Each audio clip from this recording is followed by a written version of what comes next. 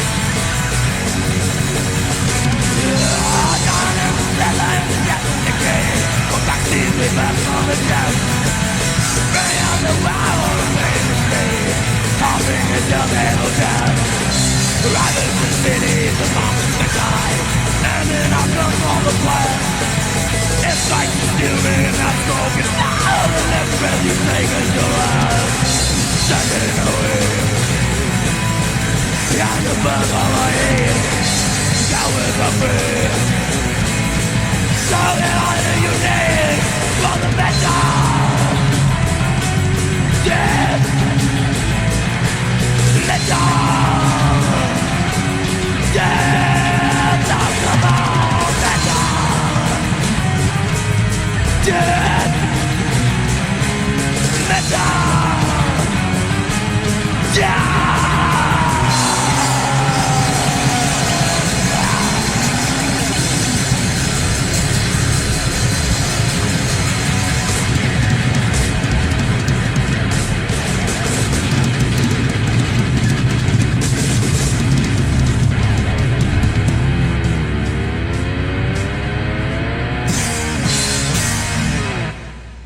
What's up? This is Tony, and you're listening to the Tampa Morgue Season 4, Episode 149. And as always, from his studio deep in the bowels of Tampa Bay, Florida, Mr. Ed Webb. What is up, Webb? Mr. Anderson, what the fuck is up, brother? Well, I'll tell you what is up, Mr. Webb. This is Season 4 starting today. So this is going into Year 4 of the Tampa Morgue. That's, Wow. Who would have thought? Who would have thought? It sounds very like we've been in a torture chamber or something, for 4 years. 4 years went by pretty quick, man. It's actually like 3 over, we're in Year 4 starting right now. Yeah, we're going into Year 4 now. Into Year 4. So, but yeah, it's, who would have thought after, it sounded like a bunch of fucking, like we were fucking had voice boxes and shit back in the early days. Like when you go always back yourself, and listen to those old episodes. What's like up, Fringe. dude? How you doing, dude? How you doing? Then all of a sudden your nuts drop and you're all good. But yeah, it's been a ride, man. Look at the people we've had on. It's just, it's awesome. We're still cranking. 149, and you again, as we always say, that's we've done an episode a week pretty much, if you really look at it. And they're at least an hour, 2 hours or more like time length of the episodes. So 149, and I never thought we'd get to 100. So when I was looking at the calendar, actually, I was like, oh shit, now we're going into Season 4. But Ed, you're going to be heading out to Brutal Assault this week too, man. So you're basically leaving in 24 hours from Tampa? From when this drops, yes. Literally getting on a plane at 10:50 a.m. in the morning and will not arrive till Europe until I think we leave at 1:50 and I arrive in Europe at 10:50 in the morning. And of course, you lose what, 7 hours? I think Czech's 7 hours because they're by I'm you, 7 right? hours from you right now, so I bet you Czech's, I think, probably about it's either that, 6 or give 7. take. Yeah. So, but yeah, 3 planes. It said 15 and a half hours of travel. So yeah, that's going to be fun. I'm sure you're very excited, man, and you're playing Can't again. you hear it? You're playing, give everybody the information who's coming out that night when they can catch Monstrosity. Yeah. So we actually got moved up a slot we're playing Saturday. And we got moved up because a band called Peeling Flesh canceled.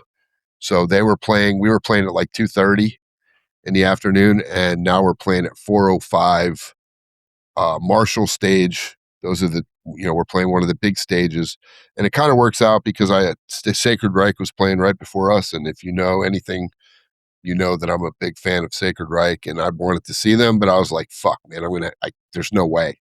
Like, we go on 5 minutes after they stop.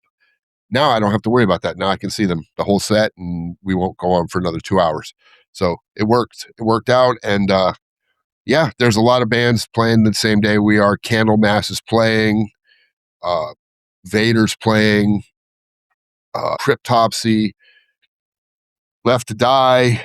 It's a stacked lineup considering it's the last day of the show. So definitely crazy looking at the lineup. And then Friday night we're going to try to go because Mark wants to see Primus, and I want to see Primus too. I like Primus. I grew up going to see Primus. So them and Corrosion of Conformity are playing, so it should be cool. And we played with Corrosion of Conformity at the Florida Metal Fest. Actually, I think that might have been one of Reed Mullins' last shows before he passed away. 2016. Yeah. Yep. It was us, Corrosion of Conformity, Broken Hope played, Deicide, Malevolent Creation. A lot of John Oliva played with Obituary that night.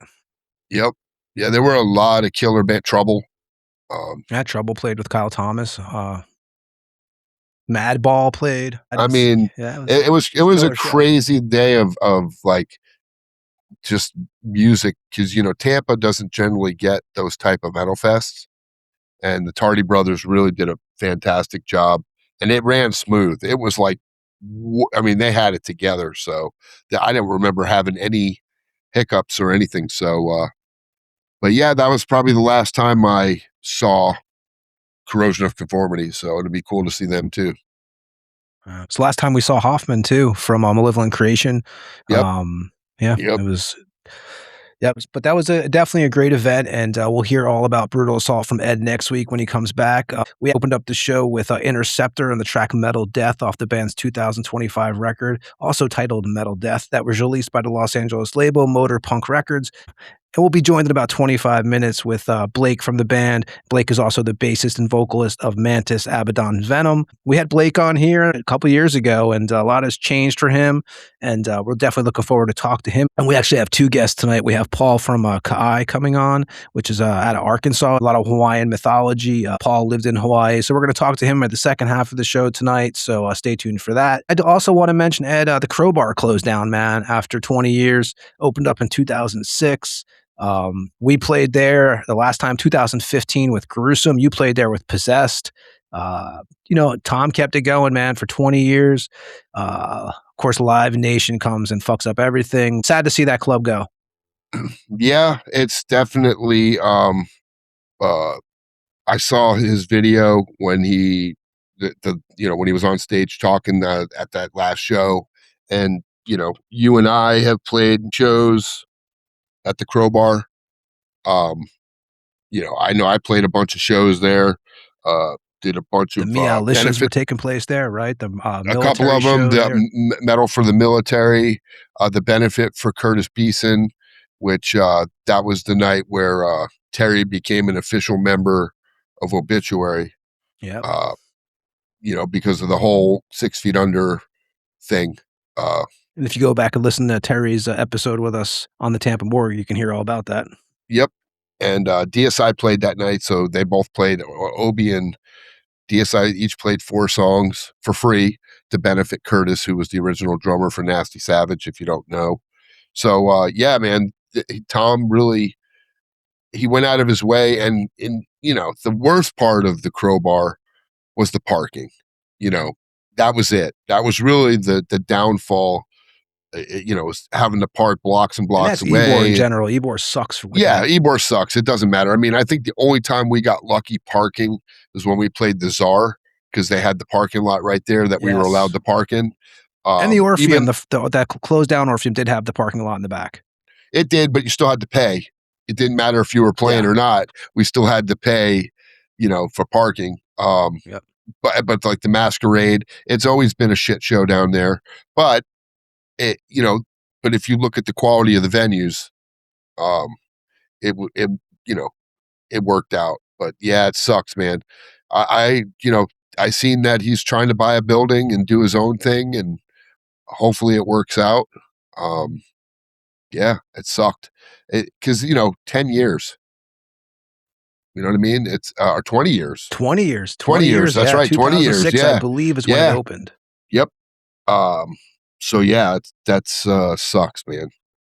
If you're from Tom, Tampa, he's been sucks. fighting it, man. Yeah, we hate seeing the venues close. Well, he went to but Washington. Tom definitely is a warrior. He went to Washington in front of Congress and laid the smack down about Live Nation. And the problem is when there's more money floating around, you lose. That's just a simple in and out. Tom's not big enough to take on Live Nation. That's the problem.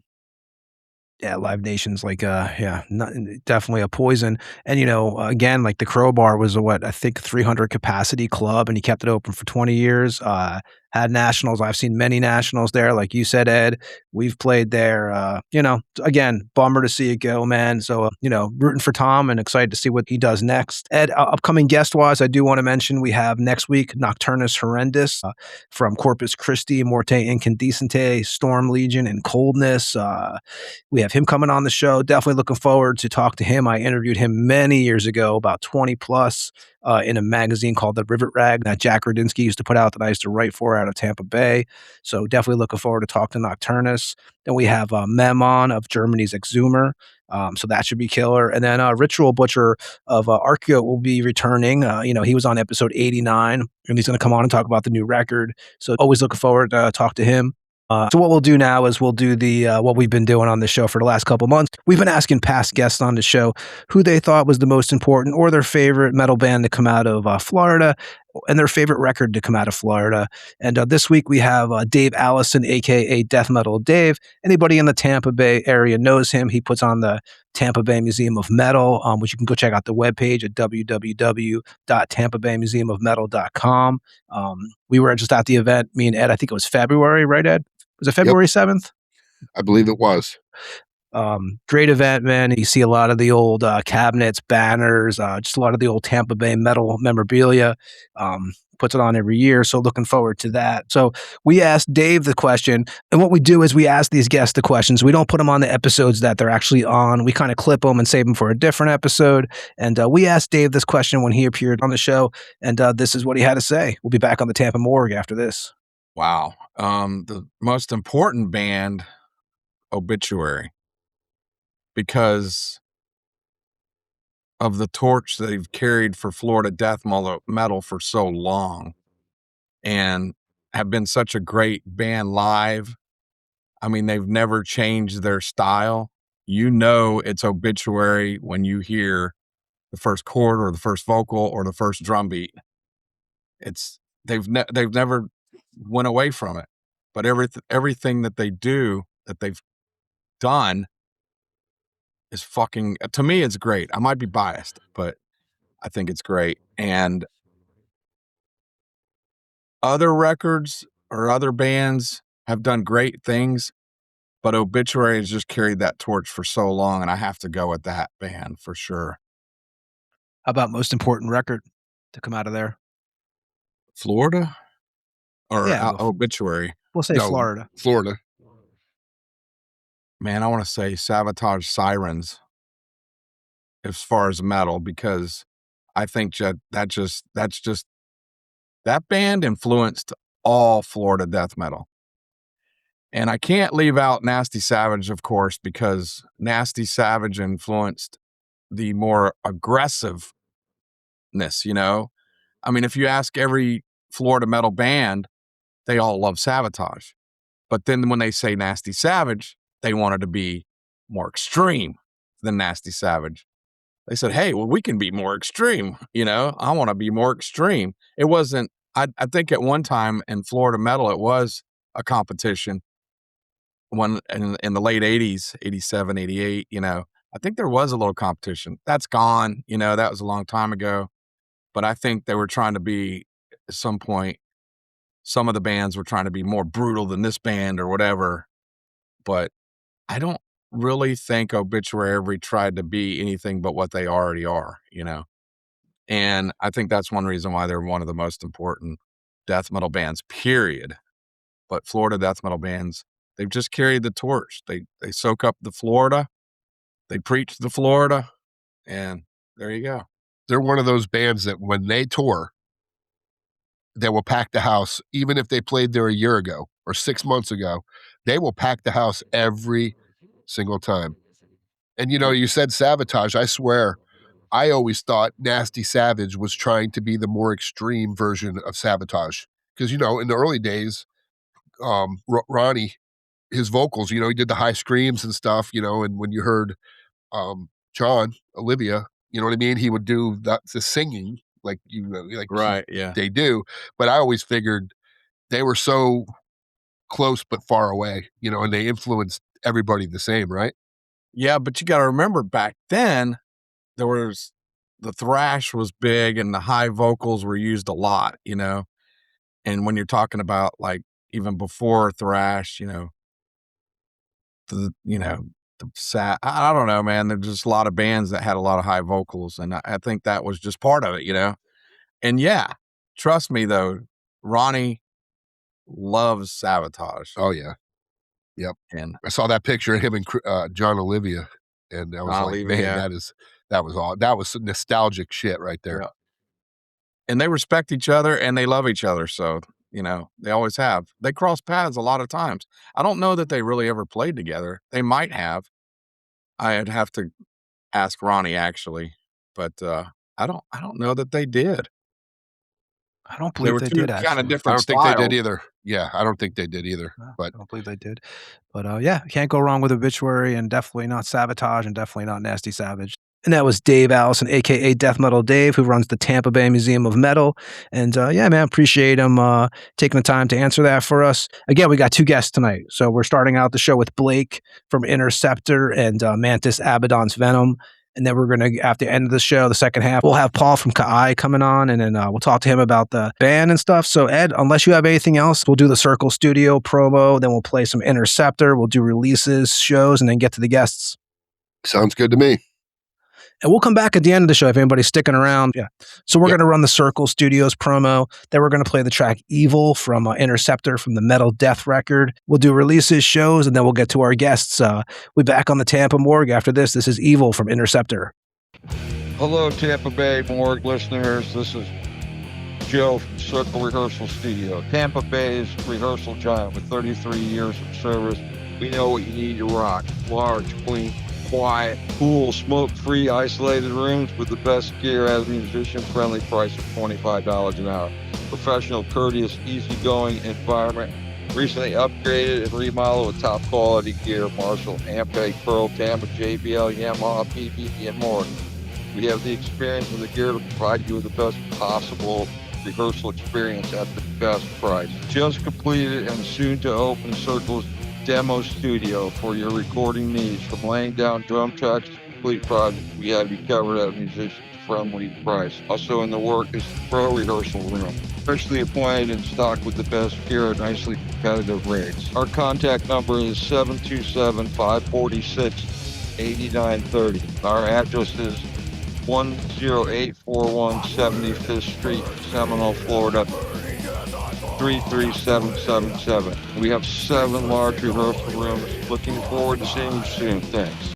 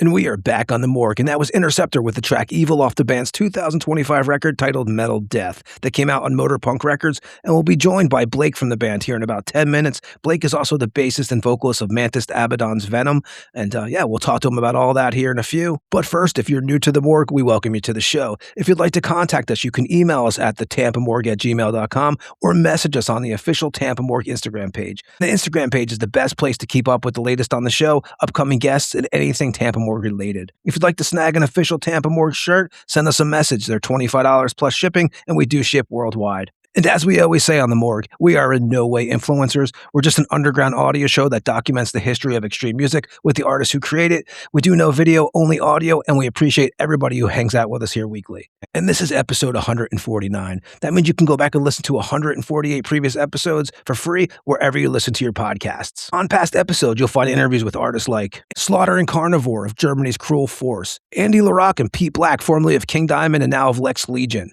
Olav of Norway's Nedgravd, Blood Serpent from Vietnam, Marcus Norman of Bewitched and Naglfar, JD and Francisco of Eat the Decay out of Texas, Jimmy Frost and Travis Stone of Desolus out of DC, Lord Oppressor of Lord Humongous, Pat from Hell Witch, Perversifier from Miramac, Ancestral Fog and Ex Morte Incandecenty, Lee Harrison from Monstrosity, Ex Malevolent Creation, Ex Terrorizer and Midnight, Hana from Asagrum and Wolvenblod, Yuha of Death Chain, Chamber of Light and War Moon Lord, Atax and Scum of German black metal band Pest, Yarno of Finland's Flame, Ex Barathrum and Graves, Kev Desecrator from Destroyer 666, Sepulchre, Venefiction, and Profanation, Tony Thomas of Witch Vomit and Torture Rack, W. Horror Preacher of Finland's Vomit Angel, Mask of Satan, and Witch's Hollow. And we did the first audio interview ever with Chris Volcano. Chris is of Abominator, Cemetery Urn, Denouncement Pyre, and Ex Destroyer 666. We had Nasty Ronnie on from Nasty Savage, Anti aka Necroterror of Cadaveric Incubator, Sadistic Fornicator and bassist The One of UK's Necromaniac, Revik of Mordant Red, Magnus of Norway's Aberration, Ex Condor, Ex Hecatomb and Ex Mayans Hill, Simo of Finland's Flame and Ex Adorier, Daniel Avenger from Nocturnal, Angel of Damnation and Black Priest of Satan, Sergeant Salston of Deathhammer, Infernal and Odin of Disaster, Eric of Goat Seaman, Evil Dam, Ex Saruman, Ex Black Angel, Nige Rocket of Onslaught, Alessio of Violenter, Ex Hobbs Angel of Death and the Mentors, Terry Butler of Obituary, Inhuman Condition, Ex Death, Ex Massacre and Left to Die, Adam Scott of Cardiac Arrest, Noella of Hexea out of Texas, Crusher of Finland's Morgul, Yano of Anal Vomit, Lord Sabathan from Slaughter Messiah, Heinous and Ex Enthroned and Ex Morbid Death, Necromorbid out of Italy, Udo of Accept, John Berry of Slaughter Messiah, Ancient Rites and Nocturnal, Louisma from Hemorrhage, Tony Dolan from Venom, Venom Inc., and Adam Kraft. We had Norway's Heinlein on the show, Ritual Butcher of Arc Goat, Ed Miller of Negative Plane. We had Possessor and S. Bellis of Austria's Transylvania on the show, Jan and Marco of Germany's Witching Hour, Panzer Kampfwagen of Possession out of Belgium. We had Tom of Devastator out of the UK, Seb, the bassist of French black metal band Hell Militia, Brian Cause of Melting Rot, Vincent Crowley of Acheron, Ex Nocturnus, and the Vincent Crowley Band, Germany's Lead Injector. Chuck Billy of Testament was on here for a few hours. Dave and Jeff of Imprecation out of Texas. Snowy Shaw of Merciful Fate, King Diamond, and Notre Dame. Dawn of the Dead of Nonslaughter and Satanic Threat. Kyle Thomas of Ex Hoarder, Trouble, Ex Floodgate, and Alabama Thunder Pussy. Jamie Bailey of Brodequin and Liturgy. Dallas Toller Wade of Narcotic Wasteland and Ex Nile. Matt Bishop from Human Artifacts, Horrific Demise, and Ex Lividity. Tomas of Wolfheart. Henry of God Dethroned. King Fally of Deceased on October 31. Beelzebub of Mystic Circle. Jesse Jolly of Malevolent Creation and Blightmas. Blaine Cook of The Accused AD. Gene from Perdition Temple, Malefic Throne, Ex Angel Corpse, and Hexorcist. Chris Reifert of Autopsy, Abscess, Eat My Fucking Violation Wound. Ronnie Palmer of Promethean Horde, Blood Messiah and Malevolent Creation, and Lee Payne of Cloven Hoof, Ryan Waste of Municipal Waste, Bat and Vulture, Pooch of Raped Ape, Harry Cloakinen from Hooded Menace, Hail Conjurer, Horse Latitudes, and Hollow Woods, Dave Greger of Mortis Scold, Jim and Pat of Morbid Saint, Carl Kennedy of The Rods, Paul Speckman of Master, Bill Owen of Purgatory, John Gallagher of Raven. We had Dave Austin on from Nasty Savage, David Howard Thornton, who played Art the Clown in the Terrifier films, Lord Araman of Dark Funeral, Bobby G of Overkill. We had John Walker of Cancer on here. We had Jeff Manis from Venom and Venom Inc. on here twice. Rob from Lucifericon at X-Destroyer 666. Lucifericon has a new record on the way. Luciferian Rights out of Mexico. Phantom out of Mexico. Martin Missy of Protector. Witch Trap out of Colombia. Glenn Destructor of Australia's Destructor. Legendary producer Scott Burns. Great more sound stories on that episode. Alan Howarth, who did the music for Halloween, Escape from New York, Poltergeist, They Live, Raiders of the Lost Ark, Gremlins, Star Trek, and more. And these are just some of the interviews you will hear when you go back and listen to past episodes. So I'll do releases, and then we'll do shows, and then we'll get to Blake from Interceptor, and also Mantas, Abaddon Venom. And we'll start out the releases with the Chilean death metal band Execrator. They're putting out an album called Cultus de Morte on CD and vinyl. It's coming out on Chargola Records and Productions. Execrator formed in 1992. First release was a 4-song demo. In total, the band has released 2 demos, 1 EP, 1 comp, and this will be Execrator's 5th full length. It'll have 11 tracks and be out on August 8th. Next up, we have the Bulgarian death doom metal band Self-Doomed. They're putting out an album called Bereft of God's Light. It's going to be an independent release. The band formed in 2021. The band's first release was a 2021 rehearsal demo and a 2022 demo titled Serenity Before the Inner Tempest. Bereft of God's Light has 4 tracks and it's out on August 8th. If we're going to go over to the UK doom metal band Desolate Pathway. They're putting out an album called Visions of Death on Muse Music Records out of Belgium. Desolate Pathway formed in 2014. First release was their debut album titled Valley of the King. This will be the band's 3rd full length. Visions of Death has 9 tracks, and that'll be out on August 12th. And then we'll go to the Finnish doom metal band Occult Master. They're putting out a self-titled album. It's coming out on Inverse Records out of Finland. The band formed in 2012. First release was a self-titled 3-song EP. The new album, which is also the band's debut album, will have 9 tracks and be available August 14th on Inverse Records. And then we're going to head over to the States to the Ohio death metal band Abyss Rift. They're putting out an album called Relics of Great Ash on Transcending Obscurity Records out of India. Abyss Rift's first release was a full length they put out with 6 tracks. This will be the band's 2nd full length. And Relics of Great Ash has 6 tracks and it'll be available August 14th on Transcending Obscurity Records. And we're going to wrap up the release part of the show with the Seattle, Washington death metal band Invocation Ritual. They're putting out an album called Altered Reality. It's coming out on Iron Fortress Records out of Kansas City, Missouri. Band formed in 2025. First release was a 2-song demo. And the band has members past and present of Contusion, Blood Ritual, Reburied, and The Killing. And Altered Reality is the band's debut full length, and it has 10 tracks, and it'll be out on August 14th. And now I'll do shows while Ed is getting Blake all set up. And for anybody who listens to this show from Florida, definitely check out hvymtlmom.com. This is the place that has a calendar that's pretty up to date, has all the underground and national shows in Florida. Definitely recommend checking it out. I check it out weekly. And for shows, I'm going to start out Thursday, August 6th, Eternal and Intoxicated at the Conduit in Winter Park, Florida. Then Saturday, August 8th, Promethean Horde, Swamp Tooth, Must Not Kill, Sacrilus, and Consume the Wolf at the Brass Mug in Tampa.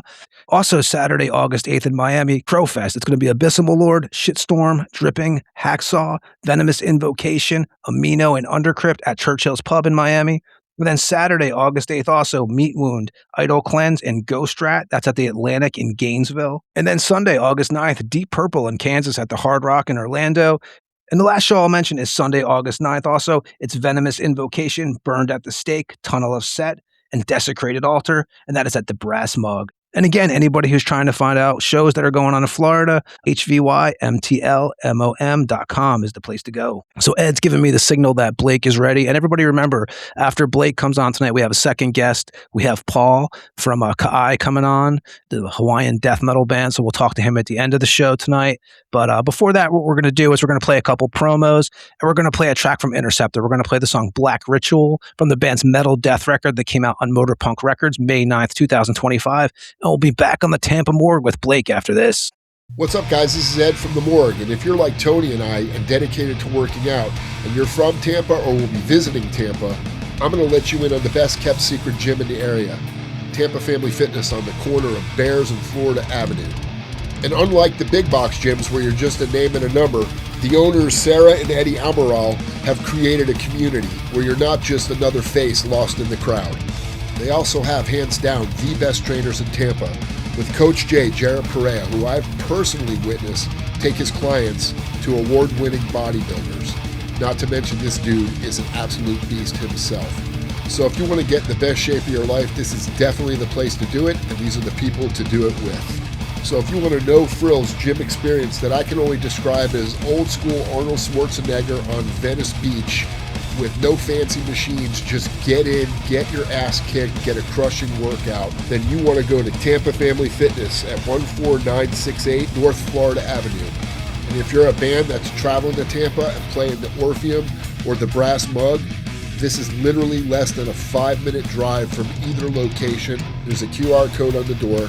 Just scan it, pay $10, and you're good to go for the whole day. Or if you're in Tampa and you want to see what all the hype's about, stop in and get a day pass. And make sure you tell them Ed sent you from the Tampa Morgue. Hey, Tampa Morgue listeners. This is Nasty Ronnie from Nasty Savage. And I gotta tell you, the Tampa Death Fest is coming Friday and Saturday, September 4th and 5th at the Brass Mug in Tampa. You don't want to miss. All these bands are going to be there. It's going to be off the chain. Pioneers ourselves are going to be there. Nasty Savage creating the mayhem at the Brass Mug. And you can get tickets online at ticketbud.com. And it's all put on by Tampa Metal Scene. These guys are kicking ass for you. Come out and support this and see the next generation of death metal bands that are taking on the world. Tampa Death Fest. Don't miss it. Be there.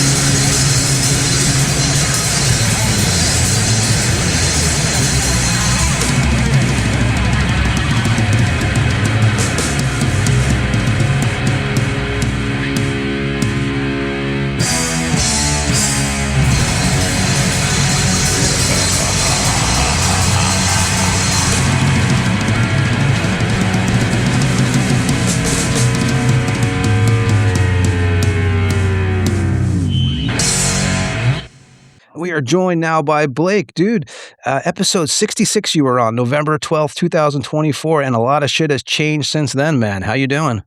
Doing great. I can't complain, really.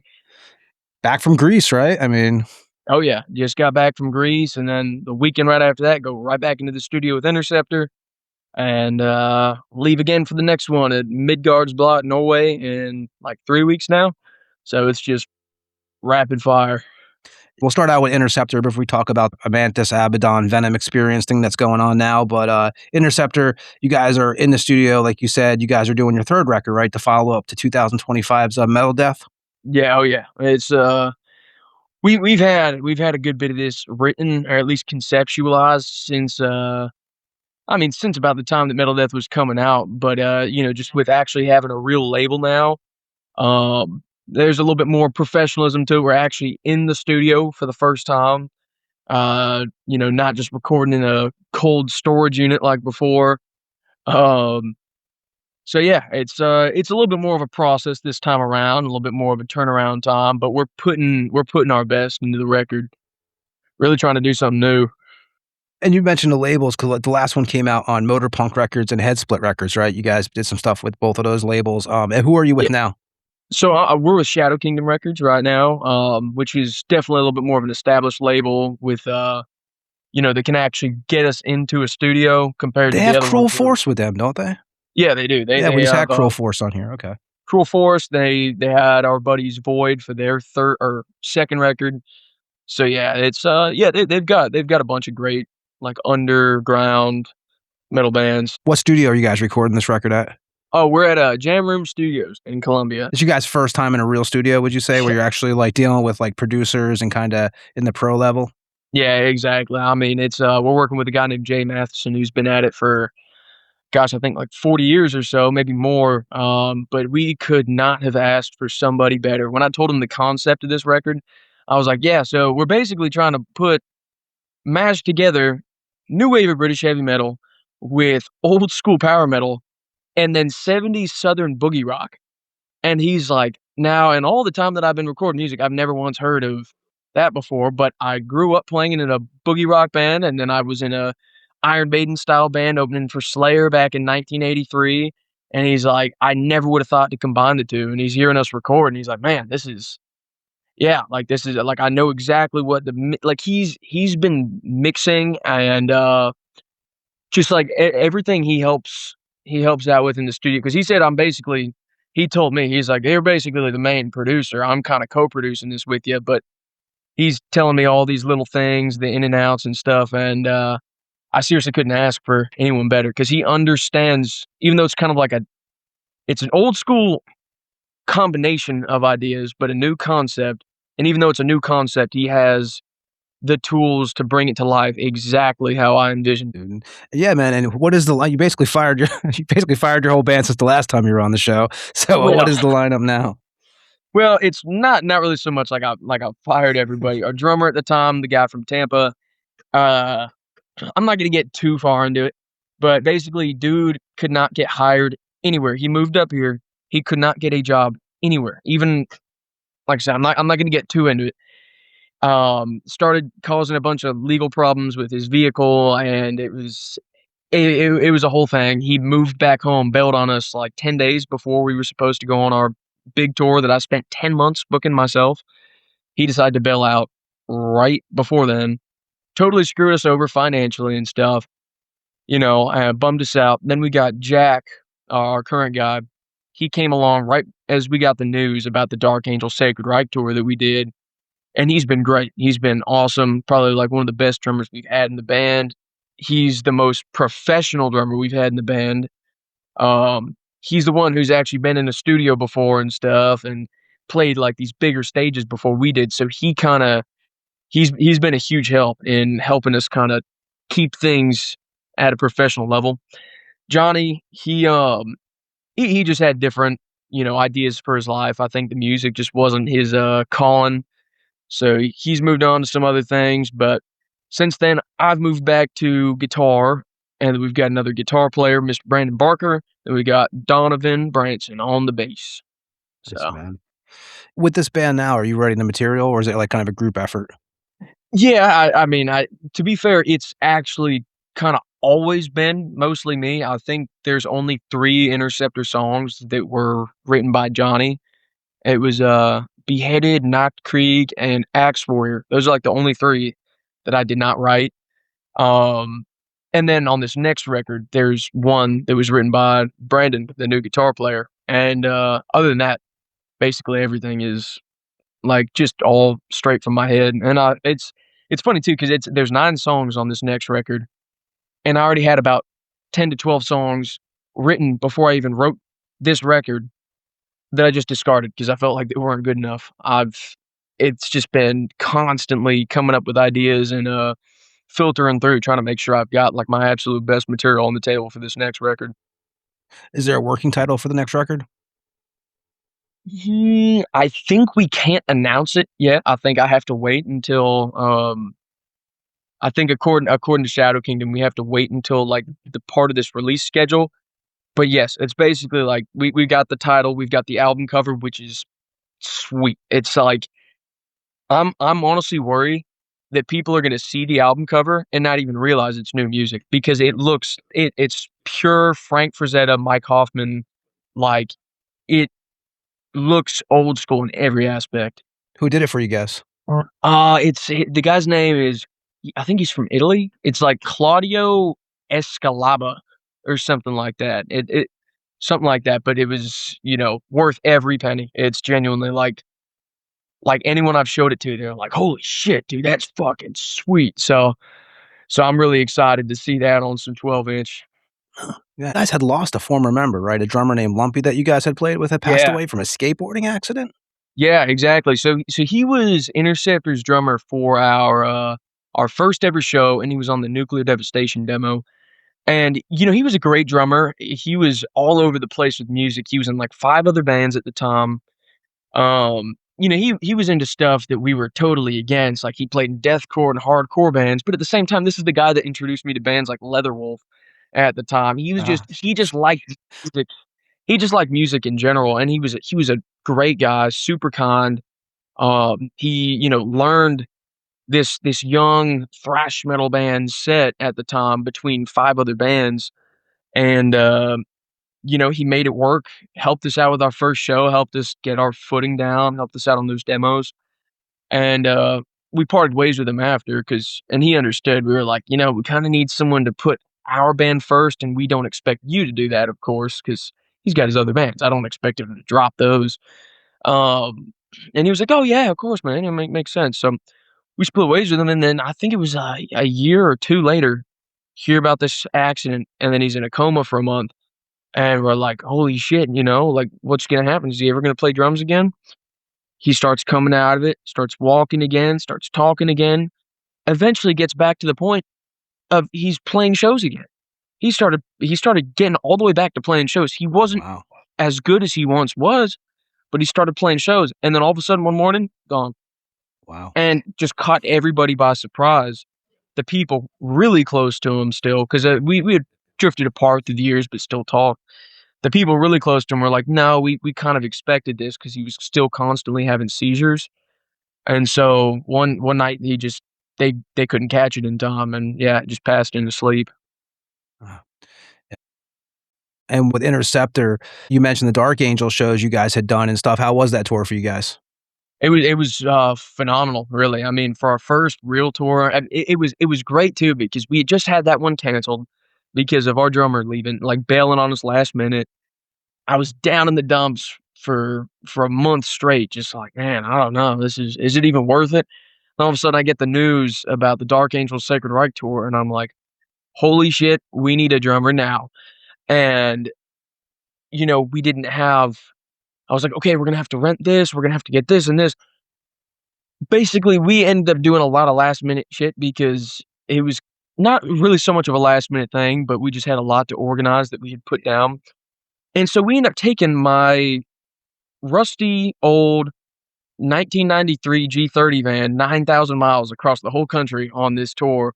It didn't even have more than 2 seats. I had to build a bench out of 2x4s and some Walmart cushions, and so 2 people would be sitting right behind the metal tool cage that was in the van. I mean, it was It was a mess. No AC or heat. It was Nice.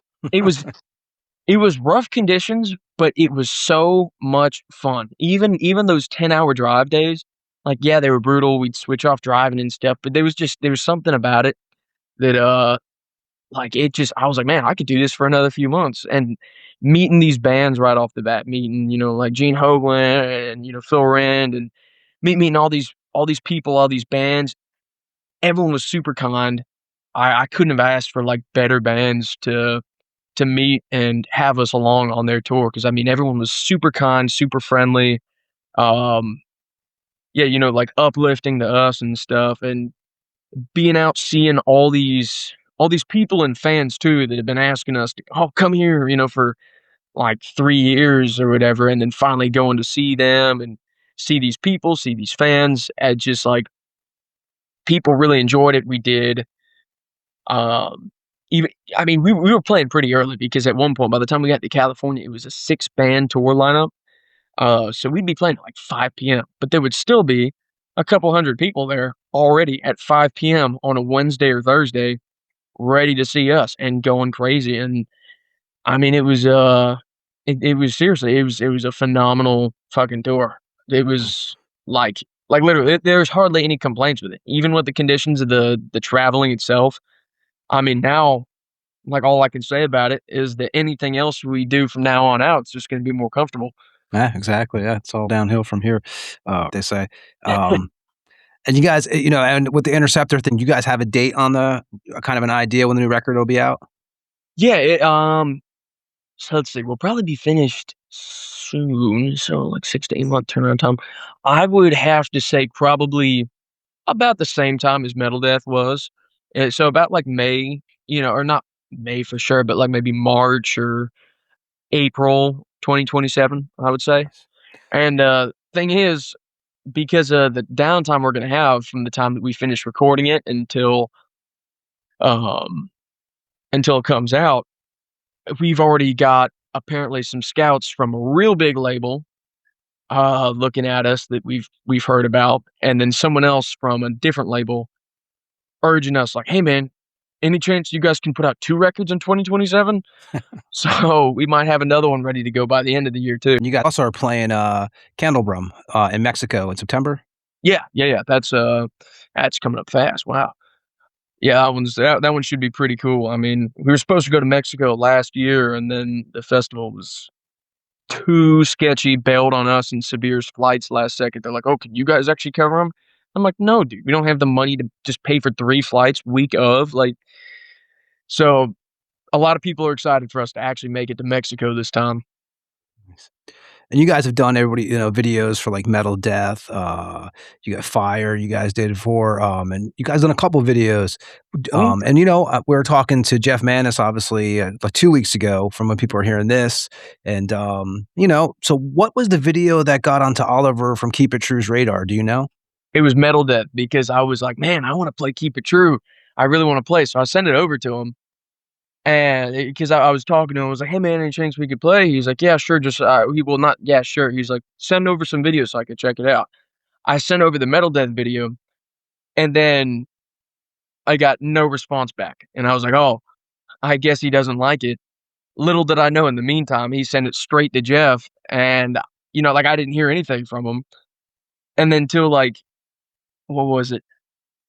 It was, I think it was the same day that I got the news about the Dark Angel Sacred Reich tour, after being bummed out and, like, depressed after this whole, like, months and months of work being put to waste for this big tour. Same day that I get the news about the Dark Angel and Sacred Reich tour, I get an email from Oliver, and it's like, "Hey, I have a proposition for you, but not for Interceptor." And I'm like, okay.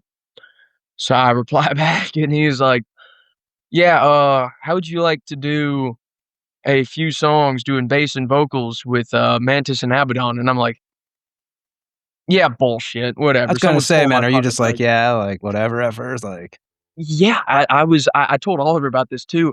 I seriously thought it was a fucking joke, because me and my other buddies, and Void, we were pranking our other friends pretending to be Oliver, like, literally the month before. We were literally pretending to be him and being like, being like, "Hey, would you guys like to play Keep It True for $30 US?" And they're like, "What the fuck are you talking about?" And, so I thought one of them was pulling my leg back, or they told him and he was pulling my leg. And so I go and message Jeff, and I'm like, "Hey, I just heard about this from Oliver Weinsheimer. Is this true?" And he's like, "Oh yeah, man, we want to have you come out and do some songs." I'm like, "Holy fucking!" Now, had you Like, talked to Jeff prior to this? I had messaged him a couple of times just as, like a fan, and then being all giddy about him responding. I'm like, "Holy shit," he actually like saw my message. Oh yeah, this and this. It was nothing ever more than that. And I just went and messaged him because I was, well, I mean, he'll probably see it and respond. And he was like, "Yeah, we saw your videos and we want to have you come out and do some songs." And I'm like, just blew my mind. Who's the first person you called after you like found out that you had this opportunity? That's a good question.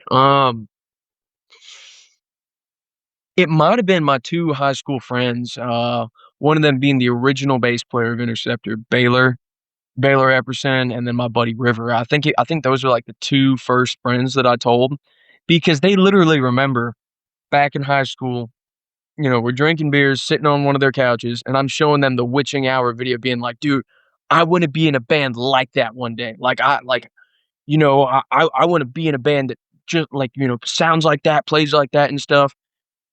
And then like all of a sudden, like there I am being asked to be the guy with the big forehead center stage singing, and I'm like, it's something that it still doesn't fully register to me sometimes. I just like, I kind of just roll with it, but then I stop to think about it. I'm like, holy shit. That's great. I mean, what's the first song? Like, what's the song list he sends you at first to learn? Is he like, this is what we want to play during the set, or this is what the first couple tracks I want you to get down? So what it was is we had a couple of calls just talking about because that's what the first thing was we scheduled like a WhatsApp call, and that's where we went over some of the details and stuff. He's like, "Yeah, I still got to work out a song list, got to work out the special guests that we're doing, who's taking what, but we know for a fact that we want you to do Witching Hour and Die Hard." And I was like, "All right, yeah, sounds good to me." And then I didn't get the full song list until probably about like a month and a half before the show, and I was expecting, okay, maybe like one or two more songs. No, even Attila from Mayhem, when we were in the green room, he had my exact reaction, going down the list of songs and who's doing what. Blake, Blake, Blake, Blake, Blake, Blake, Blake, Blake, Blake, Blake, Blake, Blake, Blake, Blake, and I'm like, holy shit! So the whole month and a half before Keep It True, it was whatchamacallit? I think it was like 21 total songs that I had to learn, and then like 17 of them on vocals. You guys are playing different songs for different sets on this, so it's not just one set list on Right. all the shows you guys have done so far. It's kind of a rotating set list. Exactly, with the majority of it being songs from Welcome to Hell, just because I mean I think the only one that we don't play from Welcome to Hell is Red Light Fever. I think that's literally the only one that we haven't played from Welcome to Hell. Other than that, it's basically like majority Welcome to Hell, maybe half the songs from black metal, and then two songs from At War with Satan. Then you got Die Hard, the single, Bloodlust, the single. What else? Oh, and then Evil One from Cast in Stone. That one's been fun to play for being a later song. It's fun. Is there any songs that you would prefer, like that you haven't played yet, or you kind of hoping that they throw in there eventually? Ooh. It's a good question. I don't know. I mean, I think we've covered, or not covered, of course, but like we've done most of the ones that I liked to play. Jeff asked me first when we were playing, he's like, "Is there any songs that you want to do for that first show in Germany?" And I was like, holy shit, he's let me choose one. I was like, well, I know you weren't on the record, but I know you wrote the song. Can we do Chanting of the Priests? And he's like, yeah, sure. So I got to all of a sudden, play my favorite song with my favorite band up on stage there at Keep It True. And it was like so many people were like, holy shit, he got them to play Chanting of the Priests for the first time since 1985. And I'm like, I fucking love the song. And You know, there was some technical issues at the first show, but I thought it went decently well.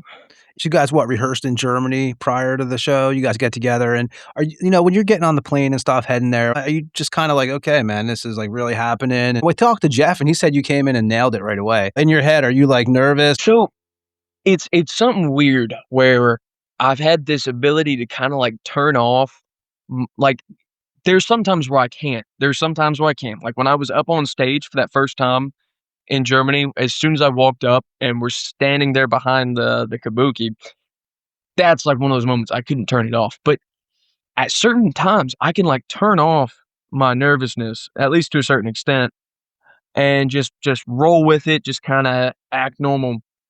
And, obviously, I feel a little bit of it on the flight over, and, I'm just like it was more like joy and excitement, though, I think, that came over. I wasn't, like, super afraid because after talking to Jeff a decent bit on, like, calls and stuff, I was like, "Man, he's a really nice, friendly, non-intimidating guy." Like, I already felt welcome without even being there, and I could imagine that people were gonna be the same way, and I was, not pleasantly surprised, but I guess I was happy to find out that I was right, because all of a sudden, there I am in Germany, and I'm in the room with not only am I meeting, the legendary Mantas and Abaddon, but then there's Tom Warrior, Yeah. Tom Angel Ripper, Attila. Andy Brings, Yep. Schmear from Destruction, and I'm sitting there with these guys. I mean, I have them on my all around me in my walls. I've got them, all their faces on my walls and stuff, and then here I am in the room with them,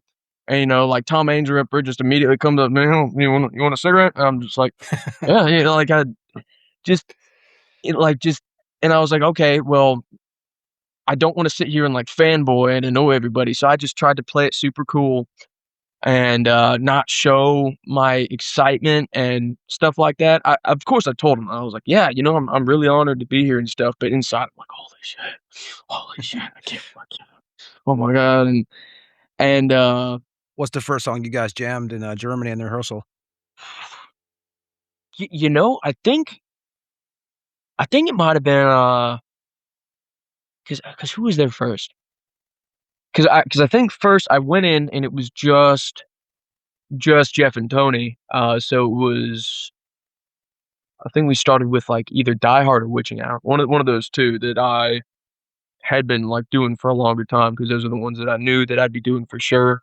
So I think it was, yeah, Witching Hour or Die Hard probably, but it was just, right off the bat, I was like we just went right into it after, 5 minutes of talking, not even much time bullshitting around, and just went straight on through, and I was like, yeah, just a strange feeling. It's probably glad you're probably like when the first tune's done, you're probably like, okay, now you can kind of chill. That's Yeah, like, yeah, it's, yeah. yeah, and speaking of that, when you're on that stage for that first track, when you guys are playing that Keep It True, man, you're looking around and you see Abaddon behind you, and you see obviously Jeff on it. That has to be like one of those moments where you're like, holy shit, like this is definitely real. Yeah, I mean, well, it's funny because during the song itself, um, I wasn't thinking too much about it. Basically, what I'm thinking of is, "Oh my god, I hope I'm playing the right fucking notes and saying the right fucking words." Um, but where that really hit me was when Jeff always likes to, joke about it too. He's like, Venom was the first fucking Spinal Tap because of all the shit that just happens during the shows and just, the funny stories and stuff. Of course, first show, I'm up there on stage with them where they got the intro going and they got the classical music that starts. The kabuki's supposed to drop, as soon as the drums come in on Witching Hour. They drop the kabuki as soon as it goes to the second half of the intro. So, the classical music stops, and then all of a sudden, the kabuki drops. And then there I am, you know, the 3 of us are up there, and we've still got, a minute and a half of intro left, and we're just staring out at everybody And you're on the side. I think felt I saw this footage. You're over on the side looking out, right? I felt like I was fucking naked in front of, 4,000 people. I was petrified, and then I'm, looking around, a little bit, just kinda trying to, not freak out, and then I look over at Jeff, and he's just kinda like like, well, shit. I mean, nothing we can do about it now. And then that's kind of within about 10 seconds, I was like, it's not going to get any more awkward or nervous than this. So that actually helped me relax. And then that's when I took it in, and I was like, holy shit, I'm really up here. All these people have just seen me at my most vulnerable, just fucking standing there doing nothing. So, I mean, I'm just going to do my best, a minute later when this fucking intro stops. So that's kind of where it all hit me. Well, the reaction from it, Ed knows because so Ed was in Europe. Ed was on tour Yeah. with Monstrosity. Ed, and you heard about it, what, on the bus? The guys were talking about it, and we had I got a hold of Ed. I was like, dude, you're not going to believe this. I go, but Blake, who was on our show, he's like playing with Mantas now and stuff, man. Ed, where did you first hear about it? We were Was it on a from me? day off at a hotel. We were just hanging out and probably scrolling through Facebook or whatever and saw it. And I was like, well, holy shit, man. Holy shit. You know how I mean, I did, and it worked, dude, because when I saw the video and you were wearing the literal Kronos Yeah. attire, dude, it was like, and it sounded great. And I was just like, good for you, man. Because as a kid, we all dream for that shit. I mean, we do. I mean, Yeah. I've been lucky. I got to do it twice, Yeah. I mean, so Ed's right, man. We were both really stoked for you because, obviously we knew just from knowing your band and having you on the show before, first of all, you do work really hard, and you do that with an Interceptor too. Before it ever got to this point, you've always that band has we were talking to Jeff about this, man. When you see the videos for like Metal Death and stuff, it looks like you pulled it off of VHS back in the day and stuff, So it was, we were both like really happy for you, man. But have you gotten, of course, we know how things are these days. Have you gotten any like negativity thrown at you, which you're going to get? So especially after that first show, I thought it was going to be a lot of negativity. I thought it was going to be a ton, and I was actually really surprised to see as much positivity as there was right off the bat. I mean, like, so many people, just countless people being like, who the fuck is this new kid? He's great. He's just like a young Kronos. He sounds just like the records. He sounds just like this. I wasn't expecting that. And I've seen a few people being like, oh, it's not Kronos, this and that. You'll always get that. But for the most part, I mean, it was just like totally positive, more than I had ever expected. And I mean, it was genuinely really also helped me relax a little bit more too, and feel like, feel more welcome and stuff. Meeting these, like the Deepest Hell fan club, meeting a lot of those guys, that had been friends, not only fans, but friends of Venom since, like 1980. And they've been around Kronos, they've been around Tony Dolan, and they've seen him countless times, the both of them. And they're like, dude, you're the best fucking thing that could happen to this band. It's perfect. Like fit, nowadays, like, and, just everyone making me feel so like welcomed, and, it really helped. I mean, I see some occasional hate, and it's funny because some of the hate that people give, I take as a compliment. Someone's like, jealousy, yeah, man. Who's this guy up here who thinks he's Conan the Barbarian? Who's this guy up here who thinks he's Thor Mick from the band Thor? And I'm like, dude, I'll take that. I've seen the footage, and I know Jeff was really stoked. He said, he was telling us this is the happiest he's been that he can remember, and we also asked him the question, which I didn't know if he was going to answer, but he did, because I've seen people talking about it too, about new music for you guys, with you involved. And I've seen the comments and stuff, man. And I know you had to be kind of stoked when you heard him on our show, be like, yeah, there's a possibility. Because, I'm sure you're edging to like, I mean, who wouldn't want to write a song with Jeff Mantas and Abaddon? Well, so that's the thing, is as soon as I talked about this happening, my friends were like, all of my friends, I mean, it really seems like with my generation and like everybody pretty close to my age, we can't stand like there's all these older bands keep putting out this shit that's got like some CGI album cover or AI nowadays. It's got like a modern overproduced sound, like all these, thrash or heavy metal bands got the same exact guitar tones, drum sound, and overproduction that a metalcore or deathcore band has. And so all my generation, I just noticed like we all can't stand that stuff. We all just love this old school raw sound and metal. And so as soon as I started telling my friends about this and stuff, they're like, dude, you have to convince Mantas and Abaddon to do something that sounds old school. Like you're our generation getting into this, like back into the older generation. You have to tell them that like none of us like the new clean sound. No one likes it. That's why the new records from these new band, or not new records from new bands, but new records from old bands never do that well. Like the new Venom record. Like, yeah, some people like it, but one of the big complaints that so many people have, yeah, it just sounds sterile. It's got that AI album cover. Some of the songs sound like they're written by AI too. And so being able to kind of have like the influence of like how my generation feels about that sound, being able to kind of like slide that into conversation. So I was talking to Abaddon about it, and I was like pleasantly surprised that he's like, oh, I'm on the same fucking page as you, man. I don't fucking like it at all. I just bought a tape machine and I want to do it, just want to play it fucking old school. I'm like, all right, so that's one out of two. Let's see what Jeff has to say about it, because Abaddon was all for it, like right off the bat, making some new music. So I was talking to Jeff, and the three of us were sitting at a cafe in Netherlands. We were talking for like 4 hours straight.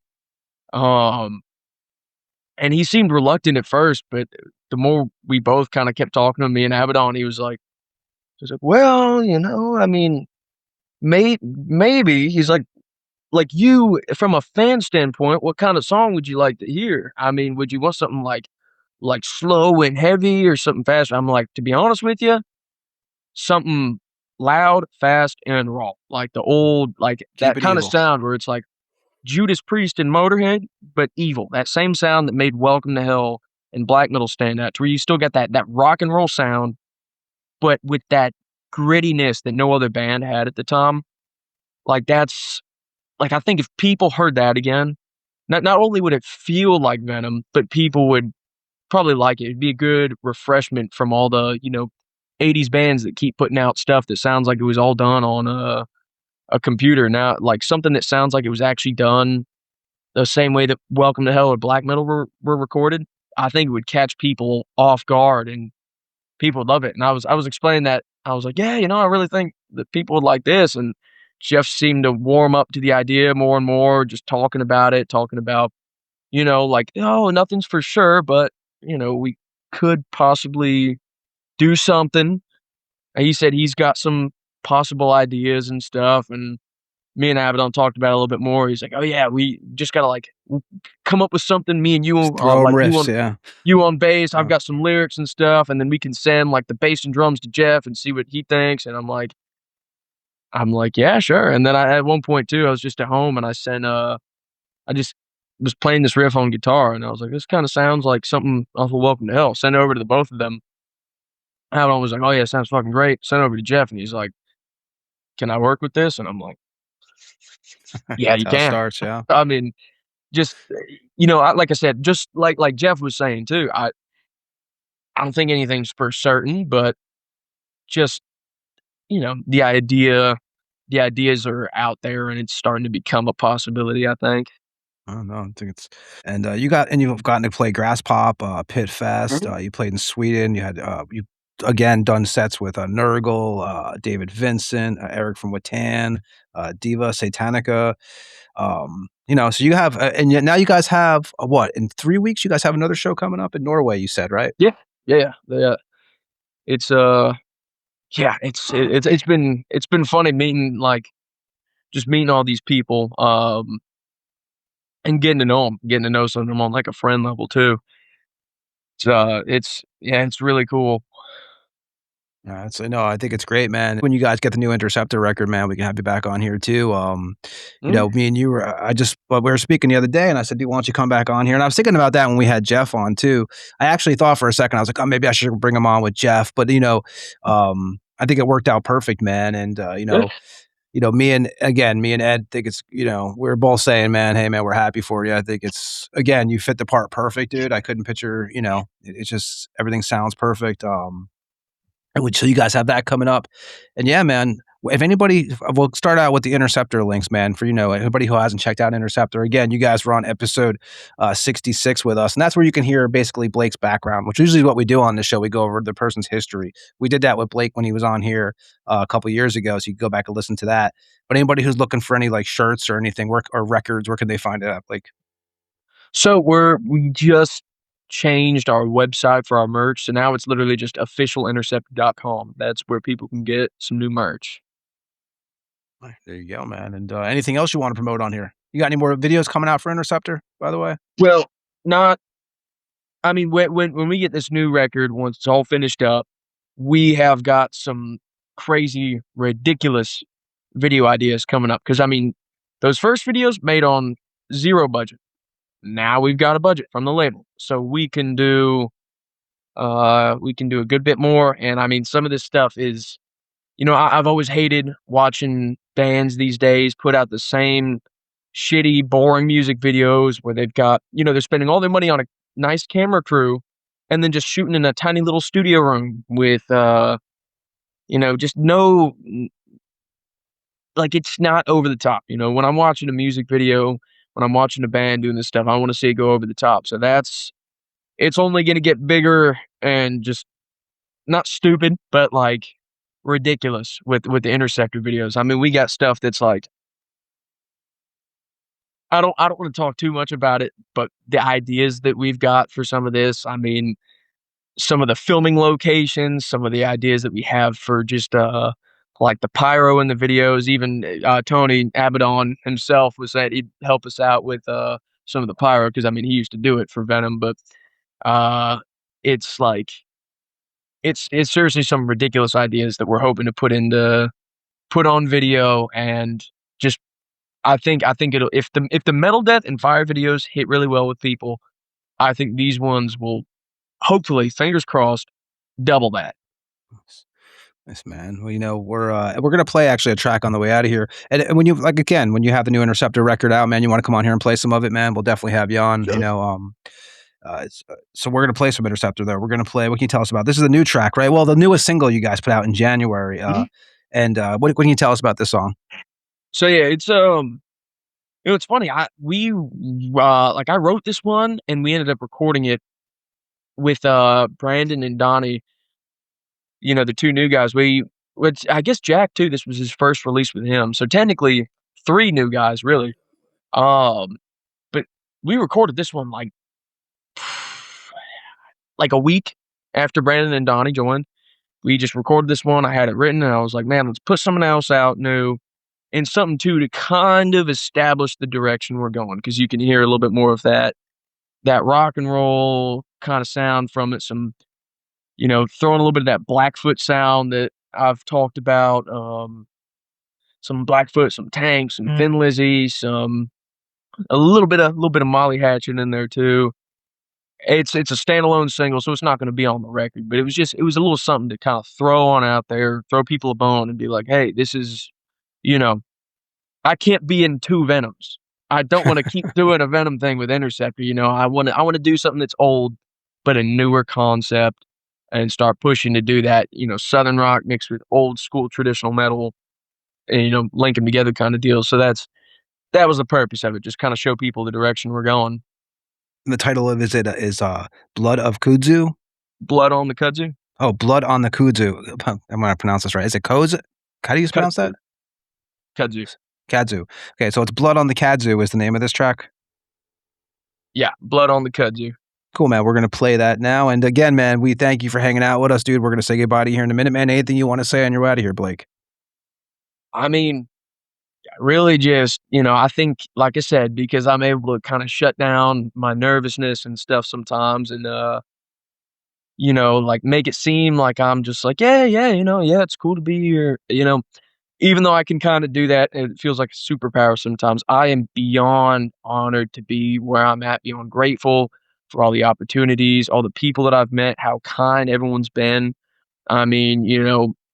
It feels like, I heard Jeff say it too, and yeah, like the whole family thing feels so cliche, but that's genuinely how it feels. It feels like between, Mantas and Abaddon, of course, but also like David Vincent, it literally feels like I've got grandpas, uncles, brothers, friends, fathers, like all kind of meshed into like like each person. You know what I mean? Like each person has these qualities, and they're just great people to be around. I'm incredibly thankful. Um, yeah, it's I'm seriously like I just want to give people the absolute best with the Venom thing. I want to give people the absolute best because at the end of the day, I'm a fan, and I want to give to the other fans what I would like to see as a fan. And so I'll always just do my best to try and give give to the fans, honor everybody that's wanted to be in my shoes for 40 years at this point. Just try and do everything that I think that they'd want to see. You know what I mean? And I will never start uh I will never start a version of Venom with no original members and claim that it's we're the real Venom with no original members. I'll never be doing that, so people Yeah, can man. rest assured. What was your favorite Venom album? Definitely Welcome to Hell, which it works out pretty well that we're doing basically everything from Welcome to Hell this year. So I mean I basically getting to play almost everything from the record. So it's great. Welcome to Hell though, it was it has that sound of it has that sound of the 70s that really shows where that side of metal came from, but it has that element that was introduced into it and kind of birthed an entire, not even just one genre, but like the entirety of extreme metal as a whole. There was something that just got put into that sound. You have those riffs that could be on a Judas Priest or Motorhead record, but there's that, you got that side of it, you got the rock and roll side, but then you got that evilness that they added in. So that definitely made it one of my favorites. And do you remember the first time you actually heard Venom? Oh yeah, it was I don't remember specifically, but I know the first time for sure was whenever I had first seen the Witching Hour music video. And like I said before, I told my friends, I was like, man, I want to be in a band that sounds and looks like that one day. And yeah. Yeah, because when we were talking the first time you were on here, you were into the death metal bands and stuff. And when I think if I remember correctly, you told us that when you heard that style, it kind of changed your direction. Well, definitely before that, because like high school was more the time when I was starting to get more towards like especially the Florida death metal sound and stuff. But I kind of regressed backwards in time a little bit with my music taste. Yeah, about like towards the end of high school, as I started getting into more bands like Venom and Tank and Motorhead and stuff. And what was the first album you actually personally owned and you picked up yourself? Man, that's a good question. Let me think about that. That's I think one of the first records that I actually bought, because I didn't start buying records till a lot later on once I had a job and had money. Um, I think it might have been Kill 'Em All by Metallica. That was probably the first record that I think I ever owned, and started buying a bunch of classic records after that. I go, I mean, in about a year I probably spent like $5,000 on records, probably like 3 or 4 years ago. It was bad, and thankfully I've slowed down my habits. But I used to spend hundreds at a time, and it was it was rough. But yeah, Kill 'Em All I think was the very first that I've owned. What was the first show you attended? I think the first real show that I went to was some local band. Um, it was this local band that their old drummer Lumpy was actually in, called Julia Legree. It was at this festival, and we really only went out for them. But it was like my first experience actually being around. I mean, it was like a small little local show out in the middle of nowhere, but it was definitely definitely cool. Got my feet wet, and then I mean the thing is we don't have too many shows around here. We have like, I mean, we maybe get 2 decent shows a year, and that's a maybe. So it's slim pickings. I think I've played way more shows than I've gone to at this point. And was it hard for you, because anybody who knows an Interceptor, there's that look, right? You guys have that total throwback look. How hard was it for you to find like-minded individuals who would buy into it and do that? Because I'm sure there's some guys who are like, hey man, I'm not putting on that outfit and stuff. And how important is that to you for that band, for Interceptor to have that look? Because that is, again, you know, we talked about Oliver from Keep It True getting a hold of Jeff and being like, hey, have you seen these guys? Well, Yeah. I'm sure the look has something to do with that too. Definitely, yeah. So that's the thing is I've always been really keen on that and always been really keen on making sure that people fit the image. Because we did have guys in the past that were like, reluctant towards it. And I mean, obviously our image is shifting a little bit now, but in the past when it was that kind of Venom look of just, leather and spikes and studs and stuff, we had some guys in the past that like, refused to like wear any of that shit. And I'd be like, okay, well, we need to come up with a fucking compromise because I'm not going to have you go up on stage. Like, yeah, some of these guys would listen to, whatever the hell they listen to on their own time. But I'm like, listen, man, for pictures and when you're on stage, you need to look like you're a part of this fucking band. I'm like, no gym shorts and a Nirvana shirt. That looks retarded. I will make you gauntlets if I need to. Just go up there. You can take it off right after you get off stage, right after the pictures. Just you gotta look like you're a part of this band because it's something I've seen. It's so important, especially in the day and age of social media. Everyone's very, very visual now. Back in the day, especially before music videos became real big on like MTV, I've always heard that, people didn't even know what some of these bands would look like back then. Nowadays, most of the time you see the bands before you even hear them. That's like bands like Void. That's part of the reason why they got a lot of traction is because people saw these kids and like, holy shit. I mean, back at the time when they, all wore their thrash shirts and like colorful shorts and stuff, people were like, oh my God, they look just like Anthrax, and they had this really, really authentic look dialed in. And I said, well, obviously we're not going to have that exact same look, but I want to get the same effect where, we look like we come from exactly where we sound like, so many bands will have like 2 guys, 3 guys in the band that look the part, 1 guy that doesn't.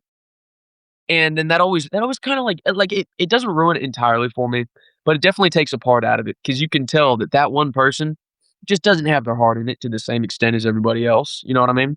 It's always it's just it's I never wanted to be one of those bands, and the thing is, not everybody has to be doing something crazy, but I think you should at least always look the part of the band that you're in. If you're in a Venom style band, make sure you're looking like that. If you're in a, band that looks like it sounds like Heavy Load, look like Heavy Load. If you're in a freaking if you're in a hardcore band, wear your big old long shorts and beanie and stuff. You know what I mean?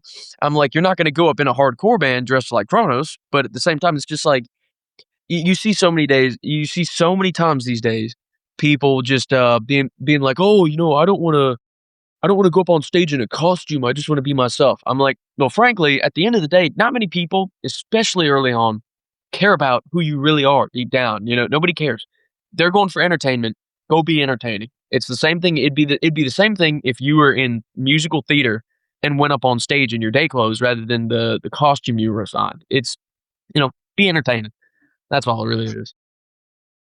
And it's the same thing that drew people like us to King Diamond when you saw him, or Judas Yeah. Priest. I've seen black metal bands where 3 guys have corpse paint on, 1 guy's got a baseball hat on, and it just throws off the whole thing.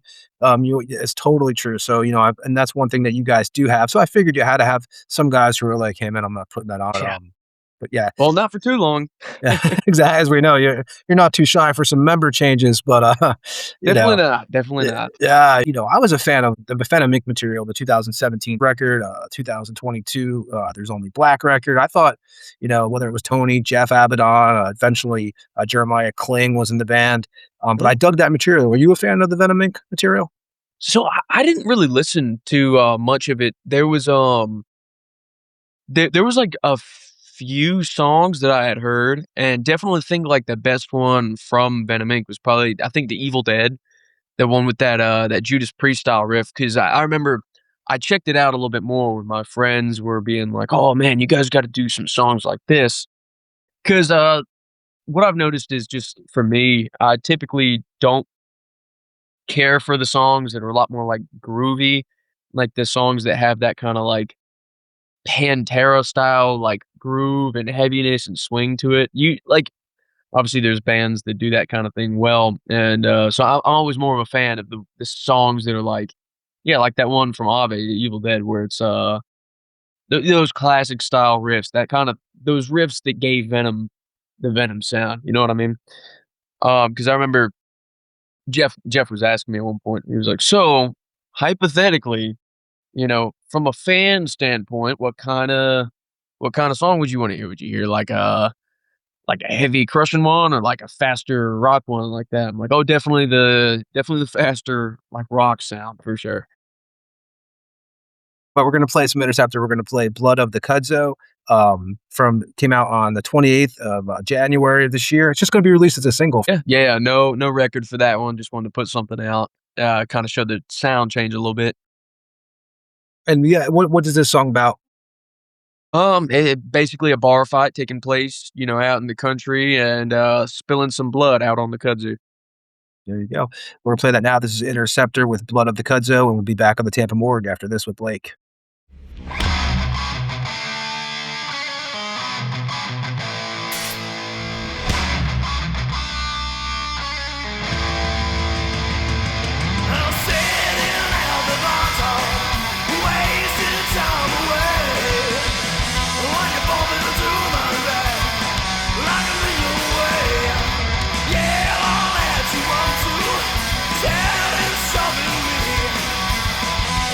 Take this out.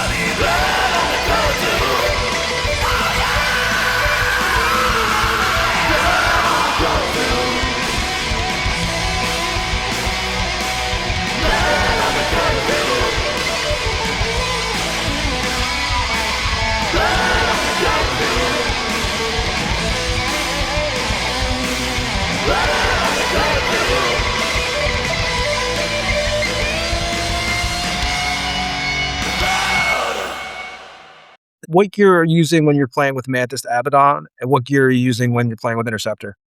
All right, so with Mantas and Abaddon, with the Venom side of things, I basically just use my Ibanez. I think it's what do you call it?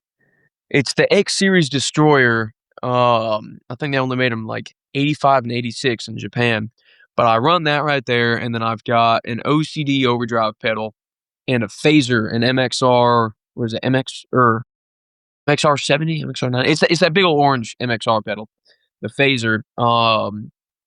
Because like it's got that, you know, big old wow kind of sound that you get on songs like Sons of Satan, Thousand Days in Sodom. Um, I know Kronos definitely used to use a phaser pedal, so I always had picked that up and, you know, placed it in during the songs. But so I've got that bass, got those pedals, and then when it comes to the amp, it's whatever the hell they've got at the venue that we're playing. I mean, we just show up, plug in, and I'm like, you know, moving the knobs around a little bit, and I'm like, yep, sounds good. Let's go. With Interceptor, basically just my main guitar these days, especially what I'm recording the record with, is my Epiphone Carina Explorer. I love that thing. Sounds great, plays great, and just basically running into any sort of old Marshall head. Usually live, I play with one of my DSL 100s because they're a little bit cheaper than like a JCM 800 or something. But in the studio, we're using their JCM 800 for all the guitar tracks in there. You know, we were talking, me and Jeff, and I was trying to figure it out. I remember you telling us something that when you started learning how to play guitar, it was because your sister learned how to play. I think it was Happy Birthday or something, and you wanted to outdo her. But was it sixth grade you started playing? Or was it sixth? It was sixth grade. Yep. It was about sixth grade or so. I think it was my first birthday. Not my first, but my my 11th birthday that I got like my first guitar. And you know, I didn't really take it too seriously. I started to learn some songs and stuff, but I didn't really take it too seriously until I got a few lessons like a year or two later from my old guitar teacher Ben, which I had just remembered the other day, so I had to go reach out to him, and I was like, dude, you know, I told him where things have gone. I'm like, dude, I don't know if you remember me or not, but you taught me just like a few different lessons and a few little things on guitar, and this is where I'm at now, you know, playing festivals like Grass Pop and stuff. And I'm like, dude, I still use the same little warm up you teach me, or you taught me back in the day. And yeah, so I mean, after that, I really started to take it more seriously and start to, you know, write my own riffs, learn songs, and you know, by about mid high school, get the idea for starting up a band of my own. What was the first song you learned how to play? Probably Paranoid by Black Sabbath. I think that was I think we probably all the first one for sure. Yeah, it's a common one, man. I remember, I don't know if it was Keep It True Festival or Grass Pop, but what was the show that you I saw you posting about it? That you threw out all your picks. I think Jeff was talking about it when we had him on too. Sweet. And you had to use a lighter. Yeah, that was so I yeah, because what was it? We ended great on In League with Satan. Then you know, we run on back and the whole crowd is chanting Venom, Venom, and I'm like, shit, we got to do an encore. So I run over. Jeff and Tony had already gone back in the green room, and I'm like, guys, hey, they're all chanting. Let's do Leave Me in Hell real quick. And they're like, oh, all right. And I'm like, yeah, all right. Run back up to the stage. You know, I'm peeking my head around, trying to like, you know, tease a little bit that we're about to play another song. And then I'm like looking around for a fucking pick, and I'm like, shit, I threw them all out into the crowd. I'm like looking around for something, anything, and I just see my lighter sitting there on one of the you know, the equipment boxes, and I'm like, well, there's what I got. So Abaddon's using like little kiddie sticks that were off to the side, like, you know, children's drumsticks, which were tiny. He's using those and showing Jeff, and then I come up behind Abaddon, and I'm like, hey, check it out, and, you know, show him the lighter. And so yeah, I'm like playing with that, and then during the courses of the song, I'm just using my left hand plucking the notes while I'm, you know, lighting up the lighter. Did you keep the lighter at least? No, I think I gave that to someone out there in the crowd too. But figure, man, you haven't played the States with Mantas Abaddon yet. That's got to be something that's on your mind, man. That you, of course, you'd like to play close to where you're home and where your friends can see you and stuff, man. But that's got to be something that's kind of on your wish list. Oh, of course, yeah. I mean, I would love to do it. The thing is, though, what I've noticed after going over and doing these gigs, I don't know, man. I say this in the hopes that us Americans can step up our game, but the people in Europe are just way more passionate about it. I know Different that world. it really is. I mean, I know for a fact that if they did come over here to the US, it would have to really be the right show because otherwise, like, they just I don't know, people over here don't do it the same. Hell, like, I've said it before to them. I was like, "Man, it's crazy, you know, you could play these shows over here in Europe." You know, we played, like, 7 p.m. on a Tuesday night to, like, thousands at Uppsala, which was, like, crazy. And I'm like, "Man, it's so bad, especially where I'm from. You guys could come out here on a Saturday night with, like, a whole year worth of advertising, and, freaking Venom would get maybe, like, 200 people tops in my town." And it's a decent sized city. It's just, like, people in America don't do it too well. People just aren't as passionate anymore. I think it's a oversaturation of just, constant entertainment and stuff from other things, and who knows? I mean, I'm sure at some point we'll play the US, but it really probably has to be a good show for it to be a good show, you know what I mean? You telling us when you were on our show, man, again a couple years ago. I do remember you telling us about how when you were playing in South Carolina, how you guys played a gig, and I guess the drummer just totally just that was a shit show for you guys, and you guys couldn't get anybody to come to shows after that. Which Yeah. Yeah. I mean, I think it's a little bit different now, but we've also kind of realized that it's really about where you're playing in town too. If we could play somewhere right downtown, we would be fine. The problem is there's literally one decent music venue downtown, and the management are terrible. Like they're pretty terrible people, and so none of the booking agents even want to work with them anymore. So they only do Live Nation shows and raves. So it's a little bit lame, but it is funny because like even with the Southern rock direction kind of thing that we're doing. I mean, obviously it's not just straight Southern rock. It's what I tell the people around here, the regular people. I'm like, oh, imagine Iron Maiden mixed with Leonard Skinner.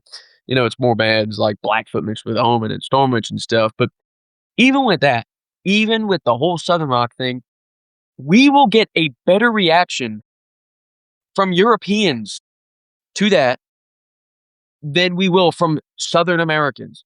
Literally, we could go on a little tour of just the South and then, compare that to a European tour playing the same stuff. Like, we could literally go we could go cover Sweet Home Alabama in the middle of Bulgaria, and I think more people would sing along to it. It's just, I don't know. People just, don't seem to be so passionate about the music here anymore, which it's unfortunate, but at the same time, we've gotten to a point where we can, we've already got, we've already got shows booked for Europe and next year. yes, what does Interceptor have coming up? That's a good place to take good part to take this. Yeah, so with this, I mean, we're hoping to get the record out springtime and then have the Denmark show probably like the first European gig in support of this, and then coming back late August and basically late August through late September for our first European tour. We've already got several shows booked, a few different festivals, and yeah, it's looking to be a big one, and it's looking to be a good one too. We got, I think, some great bands involved, and definitely great festivals too. So I'm looking forward to it. All I know is that I'm not too sure when our next US tour will be. Maybe late 2027, maybe early 2028. I'm not too sure. It's just I'm gonna keep doing whatever I can to make sure I can balance, both Venom and Interceptor. And you haven't been to South America yet. No, not yet, but that's definitely been on. So we've gotten asked as Interceptor. In fact, we were actually had planned a tour with Adam Craft with Interceptor, a couple years ago for South America because we were reached out to by a booking agent. Obviously, that won't work now because Tony Dolan has me blocked on everything after seeing that I'm doing shows with Mantas and Abaddon. But haven't really heard much else about South America with Interceptor since then. However, with Mantas and Abaddon, I think that there's been some people reaching out about it, but they were telling me, they're like, man, last time we were there, I mean, there's no point in even touring because you got to take like 37 total flights just to get around the country and do like a tour there, that's insane. It's crazy because other parts of the world, you might go to a show and someone's like one person in town might recognize you, be like, hey, you're blah, blah, blah. And they're like, no, it's South America.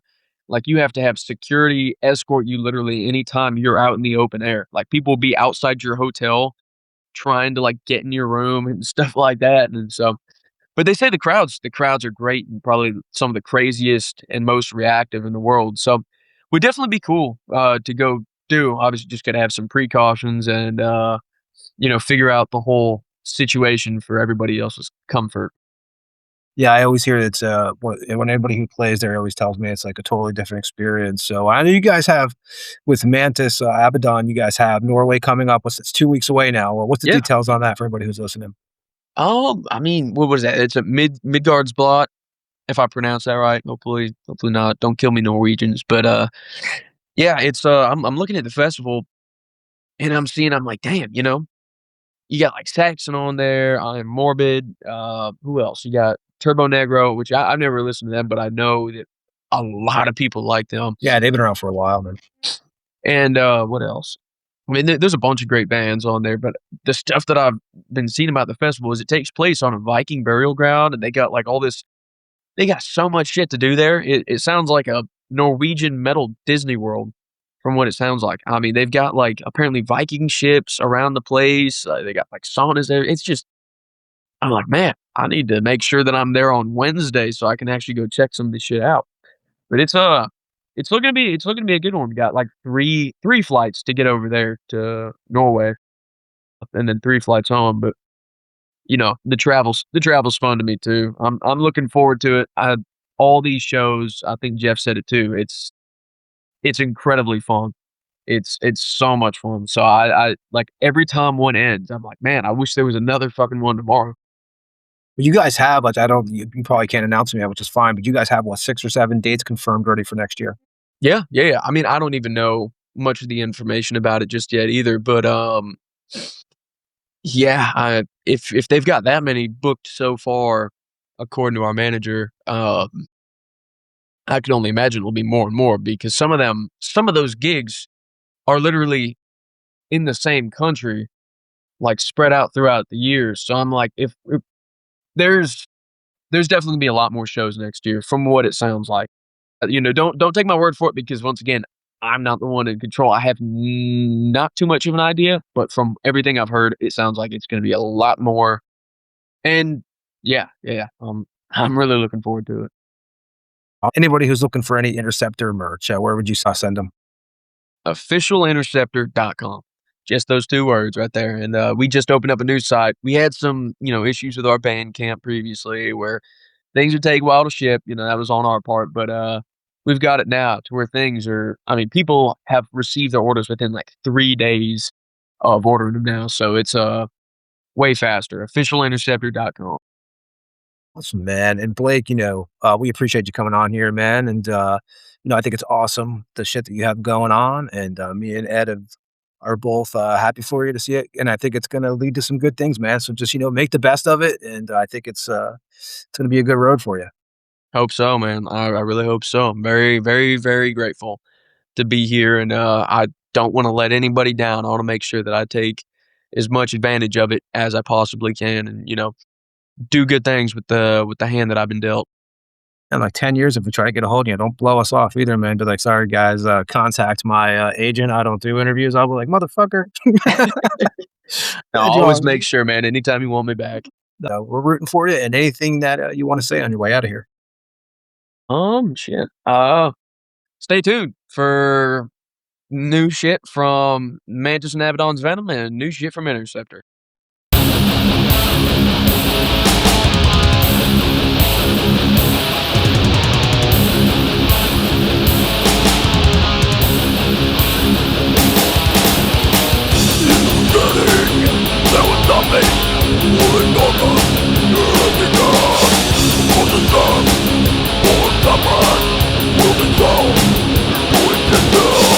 He created love, but it's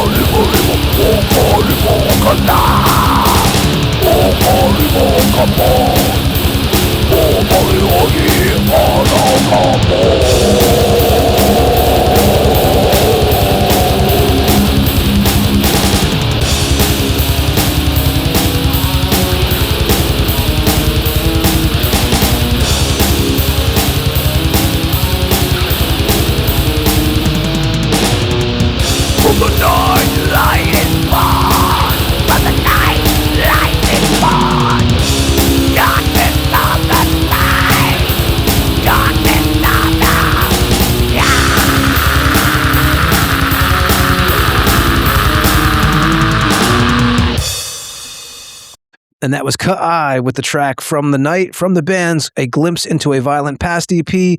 And we are joined by Paul from the band. How you doing, dude? I'm doing pretty good. Thanks for having me on. How you guys doing? Doing good, man. Ed, you're doing well over there? I'm still alive, so that's a good thing. Yeah, the last episode, Ed's heart monitor started going off on the show. So it's been a busy week around here. We're glad Ed is still with us tonight. We talked to Mr. Vincent Crowley. He recommended check your band out and stuff, man. So we're glad you could take the time. And Paul, you're located in Nebraska, Lincoln. Yeah, the most un-Hawaiian of the states. And it's the largest in Nebraska, though, right? The largest city? It's the second largest. It's the capital, but Omaha is the largest city. How is the local music scene there? From what I've been hearing lately, it's getting better again. Like we lost a couple venues to either genre or they just closed down and got replaced by a hotel that sucks. But I mean, the music scene's always been somewhat vibrant. Because you guys have like a decent amount of theaters there, right? There's like actually like a handful of theaters and venues in the area. In Lincoln, we got the Royal Grove, which used to be like where bands like Morbid Angel came through and played.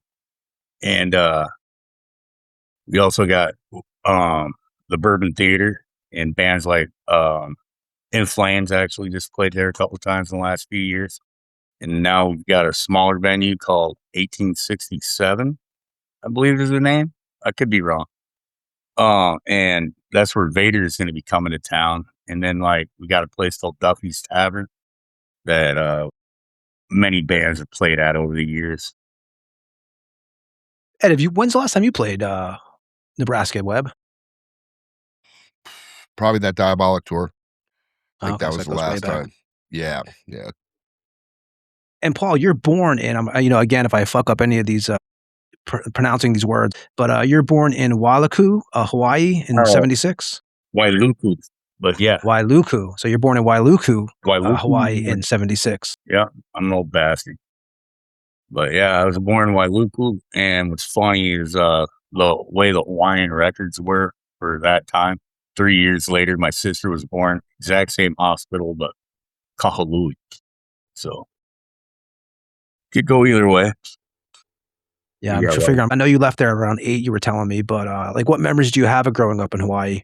Well, growing up, I lived in a very, very rural area, like girl delivers horse or delivers newspaper riding a horse rural. And So we had chickens, goats, all that shit. And I was living outside of the town of Paia, and I would just watch my dad jamming all the time with his buddies. So I thought that was normal. He'd have the ukulele out, they'd be playing guitar, a lot of classic. What kind of music was he into? Classic rock, Hawaiian music, stuff like that. But he died when I was 6, so I didn't get to see him jamming like my whole life. But yeah, that's my earliest musical memories. And we just hung out, went fishing a lot.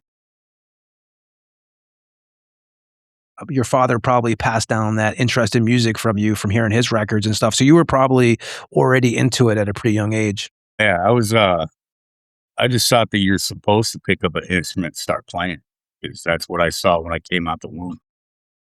Is that all you play is guitar? I do guitar and bass, and I suck at ukulele, but my son actually can play that, but passed on the music to him too. And what was the first record that you personally owned? Was it a hand-me-down from your dad, or? The first one I personally owned, a cousin of mine that's a little older than me gave me it. I was like 9 when I got my first thing, because before that it was just whatever my mom was listening to. But he gave me a dub copy of Hell Awaits, and it scared the shit out of me. I wasn't really I was into rock music, and I was trying to get my mom to get me a Twisted Sister tape because of either Pee-wee's Big Adventure or Stay Hungry with a Burn in Hell? Yeah, it was either that or Flight of the Navigator. I don't remember which one I saw first, but they had Twisted Sister, and I thought that Burn in Hell was so cool. So it was beginnings like the usual, like AC/DC, Black Sabbath, Kiss and stuff like that, Van Halen? Well, I skipped over the AC/DC because the first AC/DC I remember hearing was Brian Johnson, and I just didn't like his voice. But I started like with more like, I think, Sammy Hagar. It was like some of my earliest memories of rock music, and of course Black Sabbath. But some of those memories are kind of foggy because I was also digging Tears for Fears back then, because the 80s. Yeah, it was a whole different world back then. And when do you start going to shows? The first one I remember going to was a local show when I lived in Montana, Washington. And it was for a local thrash band from Aberdeen called Attica. And that was when I started going. My stepdad took me to one 88. I don't know if it was actually Molly Hatchet or a Southern rock cover band, but it was in Kansas, and that was at the Abaddon of Kansas, some biker rally. When you moved to Nebraska, decent selection of music stores around there where you're located at when you first moved over there? Yeah. When I started buying my own stuff, I started going to a place called, that would have been 7th grade, so about 88. I started going to a place called Pickles and another one called Twisters. And that's back when all you knew was album covers. So I saw DRI and I bought that. That was probably one of the first, because the crossover album cover, I just thought it looked cool.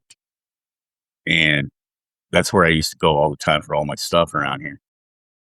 Like, never went to the mall or any of that because I wasn't allowed to ride the bus to the mall. But I could go downtown on my bicycle. When you start getting into the heavier stuff, obviously it's like you said, Slayer and stuff like that. Yeah. It evolves and stuff. Were you into the Florida scene at all? The Tampa scene? I was not really aware of that until I was 14, and I stumbled onto that by complete accident. And I remember it like it's yesterday. I went into Twisters, and I was in summer school, and it was June 1990. I walked into Twisters, and I saw Spiritual Healing sitting there. And it said Death, and I'm like looking for stuff heavier than Slayer and Cryptic Slaughter and all that. Like, I want heavier, and it said Death, the first name in death metal or something like that on a little sticker on the cassette. So I'm like, what's death metal? So I bought it, got on the bus, and Living Monstrosity kicked off, and it changed my life. I needed milk. I needed more. That's the way it goes, man.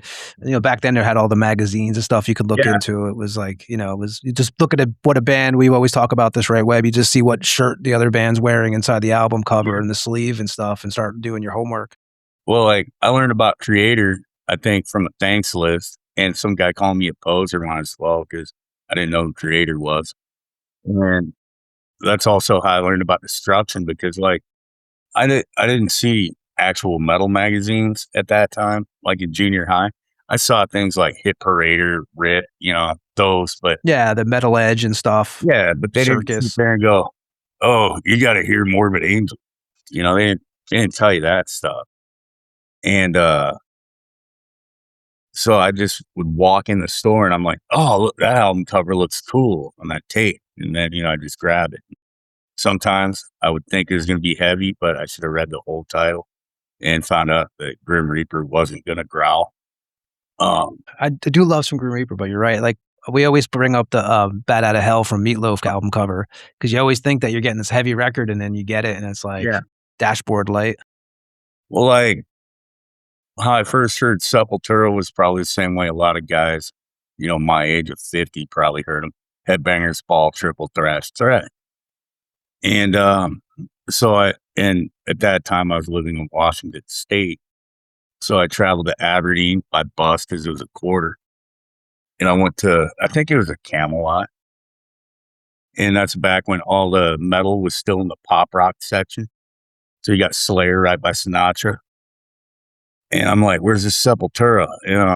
I'm looking for a Rise, but they didn't have it. What they had instead was that cassette. It was a split from Bastille Devastation and Morbid Vision. Yeah. So I took that home. I'm like, man, this does not sound like what I heard at Headbangers Ball. Yeah, it's definitely more raw, right? I mean, yeah. And when did you first pick up a guitar? At what age? And are you self-taught? Yeah, I picked it up when I was 14. That's when I got my first electric. Before that, I dabbled horribly because I didn't have anybody to show me anything. And my mom at that moment wasn't, when I was younger, wasn't too keen on me playing guitar. I was playing trombone in elementary school. But when I got my first guitar, it was a $50 piece of shit wannabe Fender Strat. I think it was a Montaya. And that's what I started learning on, that with a PD Blazer jam. And I was trying to learn Obituary and Slayer, but I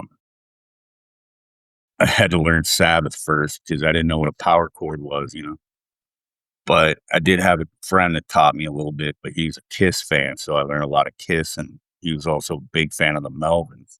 So I learned a lot of that right out the gate, and Sex Pistols. And then, more, I got the, tools to start playing metal. Yeah, I think a lot of people start out with the Ramones, or personally that was for me, or like AC/DC and stuff like that. And then obviously I'm going to play "I Shall Conquer" from The Conqueror's King. Which what can you tell us about? That was your first release actually in 2023. Yeah, that song is it's about King Kamehameha. The entire Conqueror King release is about King Kamehameha. It's kind of like my King Diamond style thing where I just tell a whole story. And the Conqueror King is about when he gets done with his first invasion of Maui and just slaughters them all, like using cannons and shit from the English. But he gets back to the Big Island, his home, and he has to stop a civil war after, he took most of the island. So it's about him fighting his cousin Keoa and basically, retaking the island of Hawaii. So it's in between the invasion of Maui and then the later invasion of Maui and Oahu. We're going to play that track now. This is Ka'ai with the track "I Shall Conquer" from The Conqueror's King, and we'll be back with Paul from the band after this track.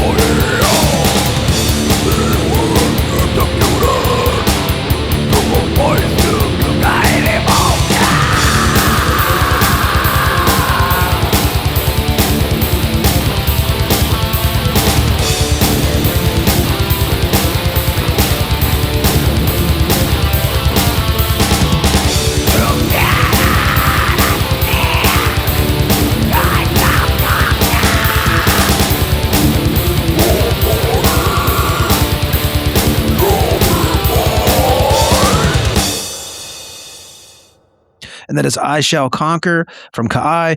And so before we talk about that band, you also had a couple other bands you were involved with. You were also involved in a band from 2009 to 2012 titled Under Shallow Ground.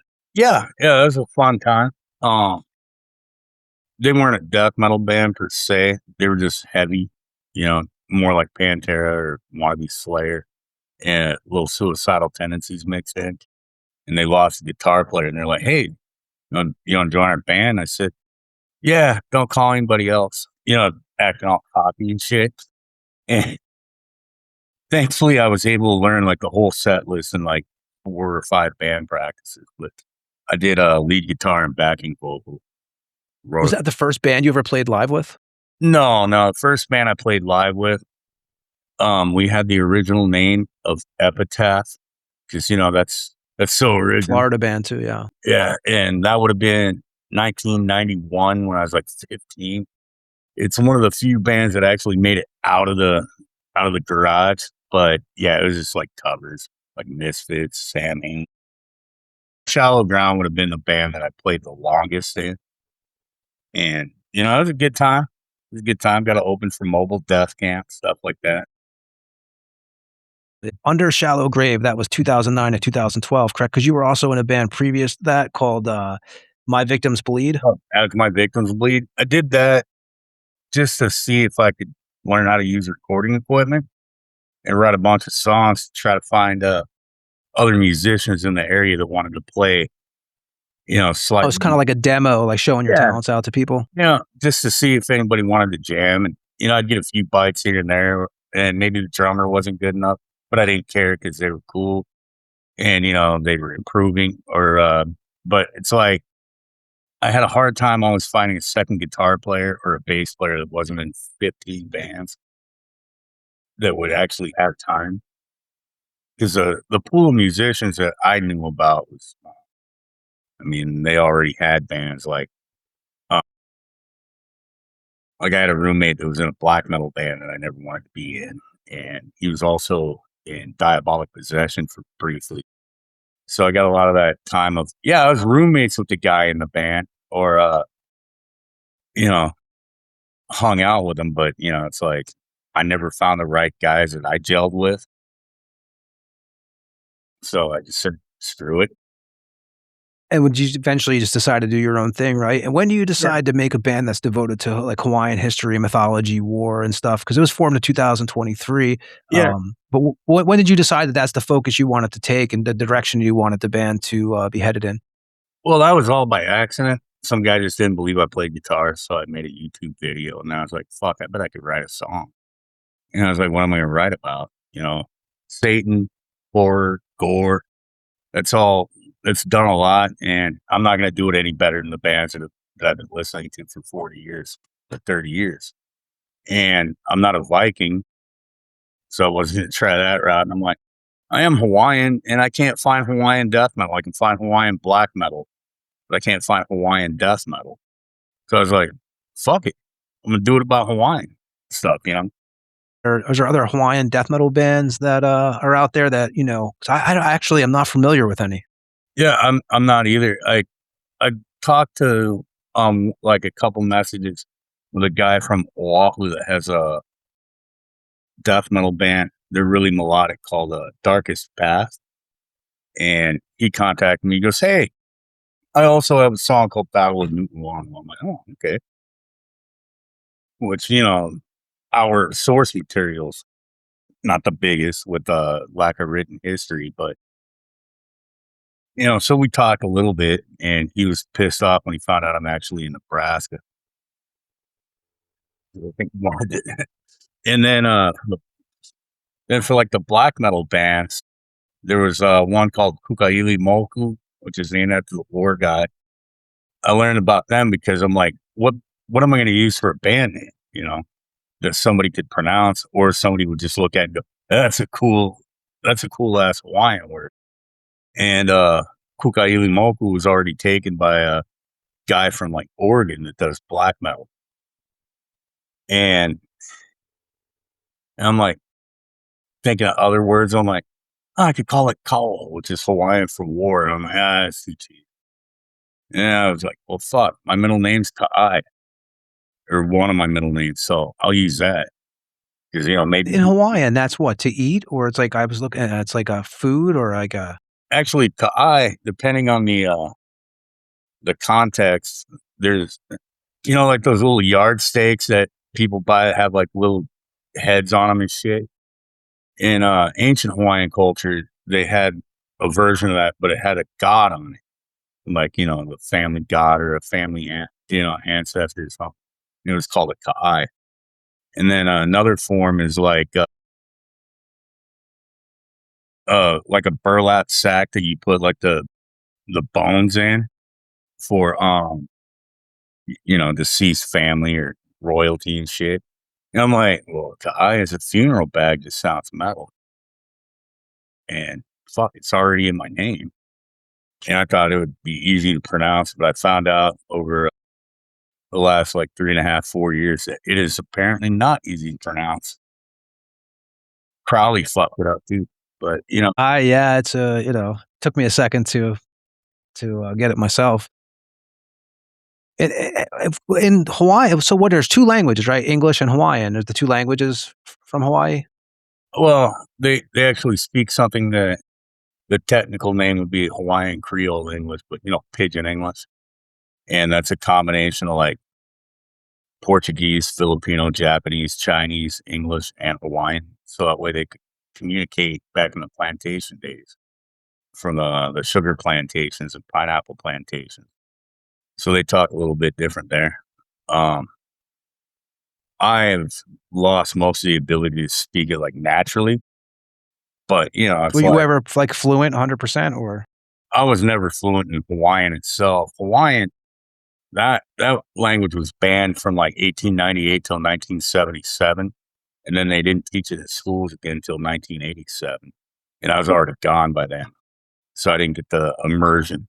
So I only know like some words here, some words there. I can read it really well, and pronounce it really well, but like the ability to actually just hold a conversation in Hawaiian, I've never had. And you start recording now. You're handling all your own recordings too, because you put out a demo in 2023 titled "The Conqueror King," which you played a track off earlier, 7 tracks. You're recording everything at home. You have a home studio.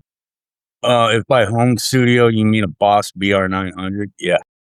There you go. It works, man. Like that. It's got everything I could need. And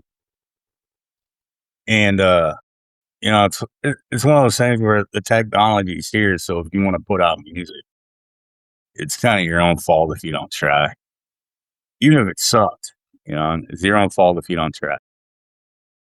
And you put out that direct 7-track demo, the 2003 demo we just mentioned. You also put out 3 singles in 2024, and you put out a full-length Tales from the Land of Fire in 2024. Yeah. And for the artwork for both of those releases, the Conqueror King and stuff, where are you getting your artwork from? Are you using artists for that, or?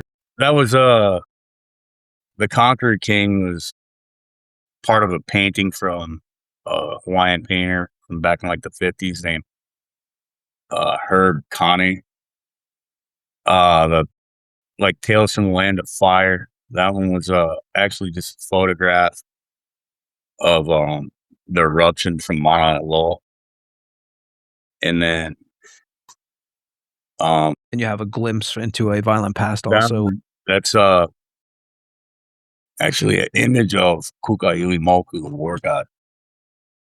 And that was a photograph that, I just changed the coloration on. What is the metal scene in Hawaii in general? Do you know, have you found out, is there like a decent, not even like bands wise, have you played Hawaii, Ed? No, I have not. I know the Hawaiian metal scene is small, but there are some bands from there. There's one called Pilau, not to be confused with the grind band from EC, but so there's a thrash band there. I know back in the 90s when I was traveling back and forth all the time, go see family, there's a band called Corpse Core. And they're kind of like, if I remember right, they were like Cannibal Corpses. And then there was I think one called Holly Rod, which that could be taken as racist. But Haole is a Hawaiian word for foreigner or those without breath, because the Hawaiians, when they greeted each other, you touch foreheads. And when like Captain Cook and all the British and everybody else started showing up, they would hold their breath, because they were like nervous to see this 6'2" brown dude come up putting his forehead against him. So it kind of means like those without breath. But Haole also nowadays is more like a derogatory term against white people, in general. But so that band Haole Rot, it could be taken. It might have even been intended that way. When's the last time you were personally in Hawaii? Briefly in 2006, right after my mother passed. Some ashes spreading. And with the, with Ka'ai too, you put out 2 more singles, 1819 and Cross of Iron. Yeah. Cross of Iron's Nuclear Assault cover. Yeah. So I talked to Mike Bogus once in a while. It was on the Nuclear Assault demos. And he was like, "Hey man, you should cover Cross Iron." I'm like, okay. Yeah. You have a new EP that's in the works. Did you just put out a single recently that's going to be part of the next EP? Yeah. The one that we're actually going to play last, I think, tonight. I Promise to My Sons, it's called. Yep. So I got a 6-song EP. I think I'm going to call it Where Ancient Gods Reign. And it's 6 more songs about, Hawaiian history and legends. And there's that Apple TV series, Chief of War. I use that for a little bit of inspiration because it's about the life of Ka'ai. But I only did like probably 2 songs that had to do with him. And those subjects are also touched on the Conqueror King. The new one has 6 more songs with, legends, as well as actual history interwoven with the legends. Because, they were very, very big on their gods. And then I did 2 covers for it as well, because I'm like, I might as well put out 8 and play 2 songs that were like huge influences on me from the past. What covers you playing? The first of the 2 is Among Two Storms by Rotting Christ. Because, I love a lot of melody in my music when I'm writing it, even though like I'll sit there and throw on something like Brutality that was just like, more punching you in the face the whole time. But, like when I write a song, for some reason, I want somebody to be able to hum it. And Rotting Christ kind of taught me about that. And then I did Exile of the Sons of Uisli by Amorphous. And that band the Krillian Essence is a big influence on my playing, because one guitar is doing one thing, the other guitar is doing something completely freaking different. And it just sounded off.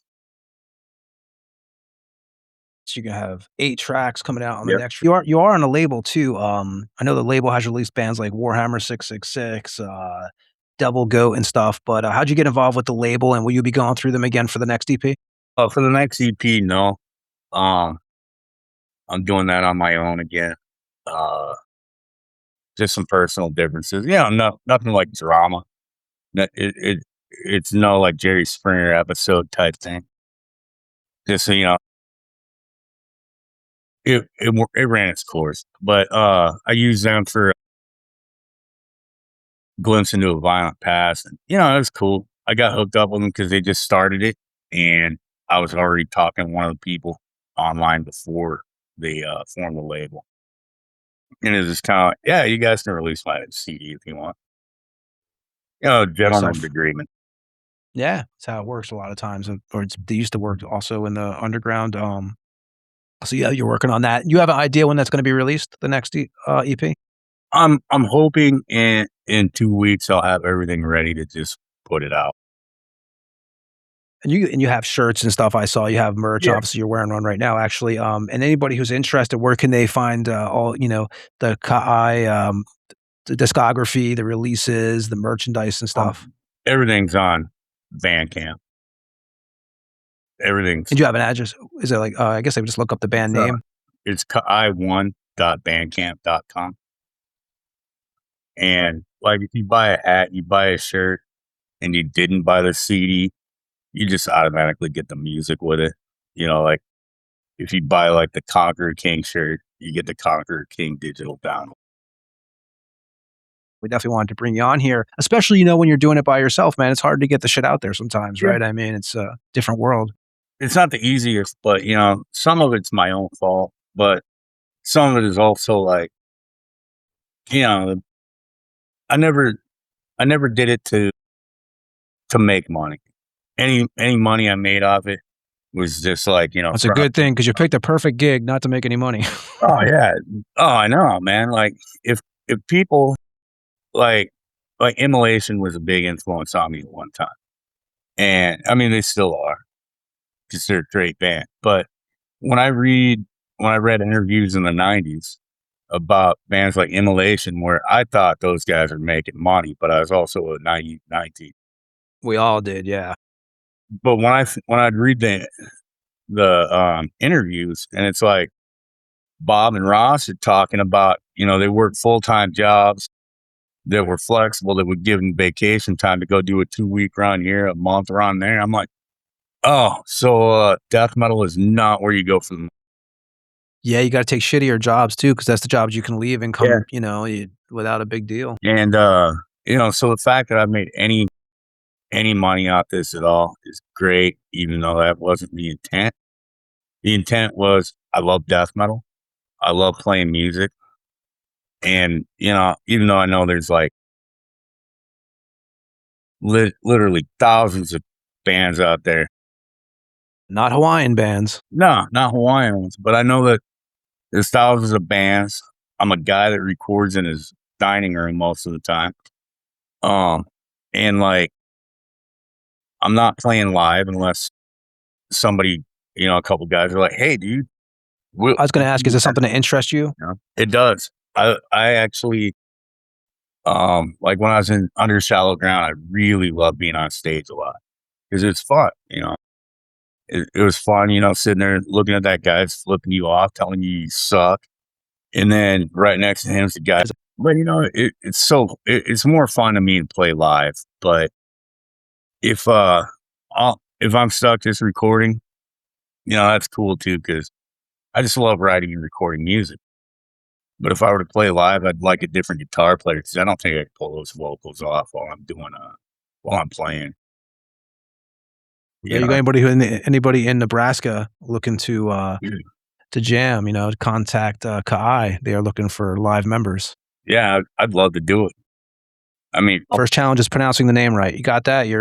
That's number one. Hell, they won't even have to say words. They can just stand there and you know, like, since this is audio, I should just say, yeah, I'm sitting here wearing a traditional Hawaiian malo with a ahupula and a mahioli. Palm trees blowing in the background. Yeah. You know, I'm wearing a loincloth, a cape, and a full helmet. Which made it easy for us because that's what we wear every time we do this show. So when you showed up in the same outfit, it made everything comfortable. Like from all the episodes I hear, I've listened to, a common theme is Ed is roasting and boiling. Angry. Yeah. I'm telling you, last episode, his fucking heart watch started going off. I mean, we were like, oh shit, you couldn't write it. I forget what we were talking about, something that made him angry, but you know, humanity probably, right? Yeah. I woke up, right? I'm angry. Yeah, he was awake. We used to call him Angry Ed on the show, but then people that listened to the show started calling him that at shows, so we dialed it back. I think if only you knew. If only they knew the real me, right? Yeah. The most animated I've ever heard Ed on any of this was probably the first Revik interview.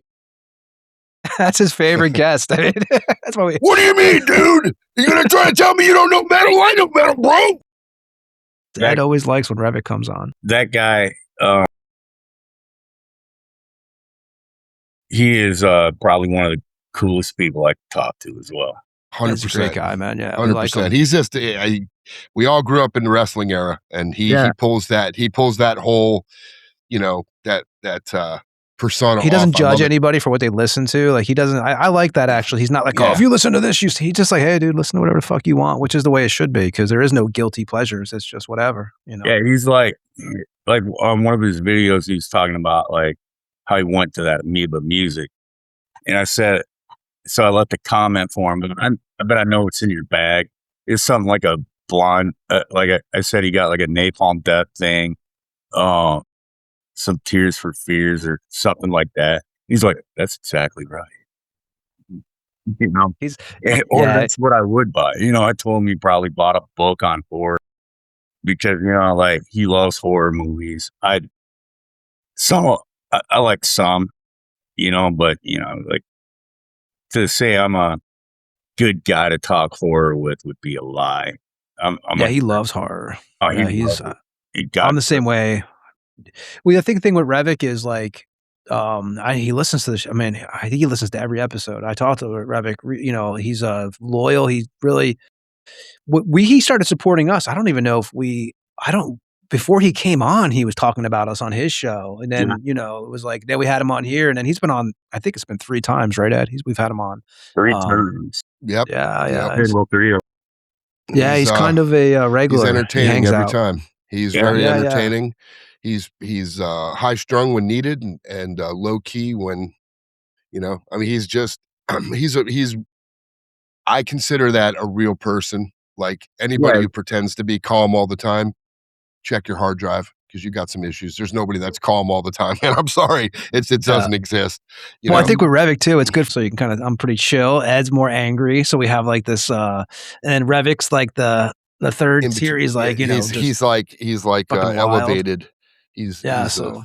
Like since you know, we all grew up with the wrestling era, he's like that moment in the Road Warriors interview, you know, Paul Ellering gets done talking, Animal gets done talking, he goes, you tell him, Hawk, then comes Revik. Yes. Pretty much, or like the Ultimate Warrior runs down there and he starts fucking just screaming. Yeah. You know, all that banter. I mean, you know, the thing about Revik is he knows his stuff too, and that makes it all the better because he's not just pretending to be you know, a punk guy or a metal guy or a hard. He's into everything and he gets it, and he delves into it, so he understands it, and that's what makes him like. That's why his show is cool because he will literally do a show around any type of music. It's not black metal, Black not, you know Flag. What I mean? Yeah, man, he does it. He's just he'll tell you his true feelings on it, and he's 99% on point, man. Like with what he does, and he's, you know, I told him he learned all his dance moves from Jerry A from Poison Ivy. I love it. Yeah, you watch the live footage, man. It's great, dude. And we've made, like, you know, for us, we don't do a video. I have no interest in it, and it was something we agreed on right away. I wouldn't do the show if there was video on it. For several reasons why, but we just don't. But there's a few shows that I can watch, and Revik is one of them, you know, because there's a lot of heavy metal, like whatever metal shows on YouTube now and stuff. And for us, we are old radio fans, and that's pretty much what we do here. We go back to the old school because me and Ed grew up on college radio, pirate radio, and stuff like that. And that's what we try to do. And we know that it affects us because our YouTube channel blows because we have there's nothing on there besides audio. We live in a time period where they want to see you. But for Revik, man, he's got the channel. When I first saw him, I remember just being like, who the fuck is this guy? What's with the puppet? Yeah, I was like, what's up with this dude? You know, and then I like Vincent's channel too when he has it up, man. I'm a big, you know, Crowley. I've always been an Asheron fan, and Vincent's just a cool guy. He came on this show early when we didn't know what the fuck we were doing and hung out and stuff like that. Ed has so much history with him.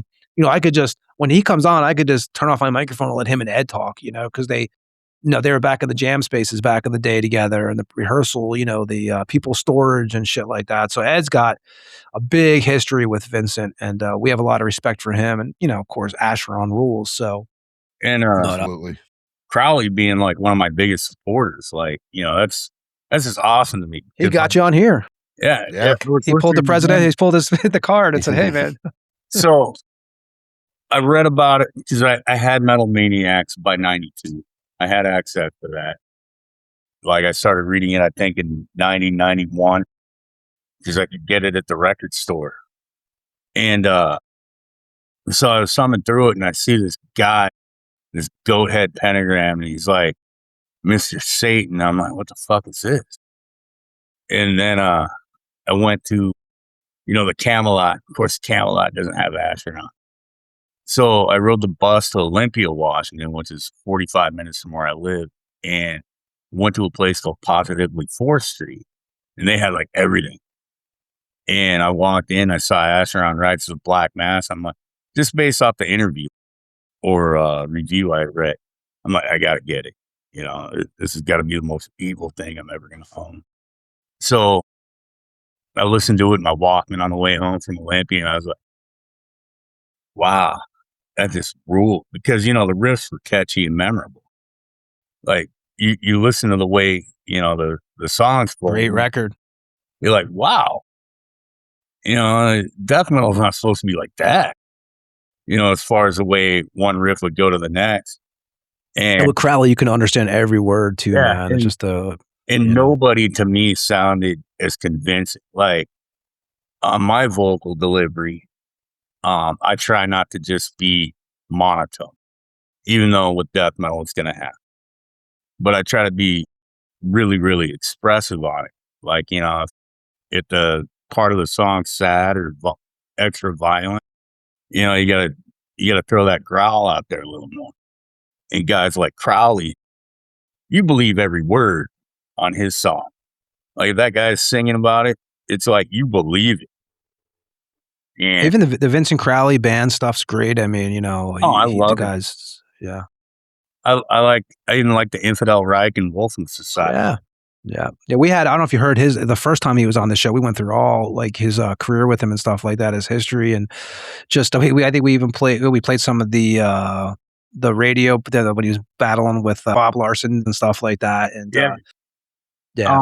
here's a funny, so I had to go pick my son up from a church thing. Yeah. And I'm wearing my Astronaut Rides to the Black Mass shirt, the one with the newer one that's got the Anti-God, Antichrist EP picture on the back.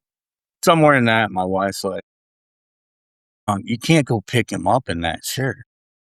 I'm like, what do you want me to wear? She goes, wear your Deicide shirt. Yeah. Once Upon the Cross. No, it wasn't that one. It was the self-titled debut album release.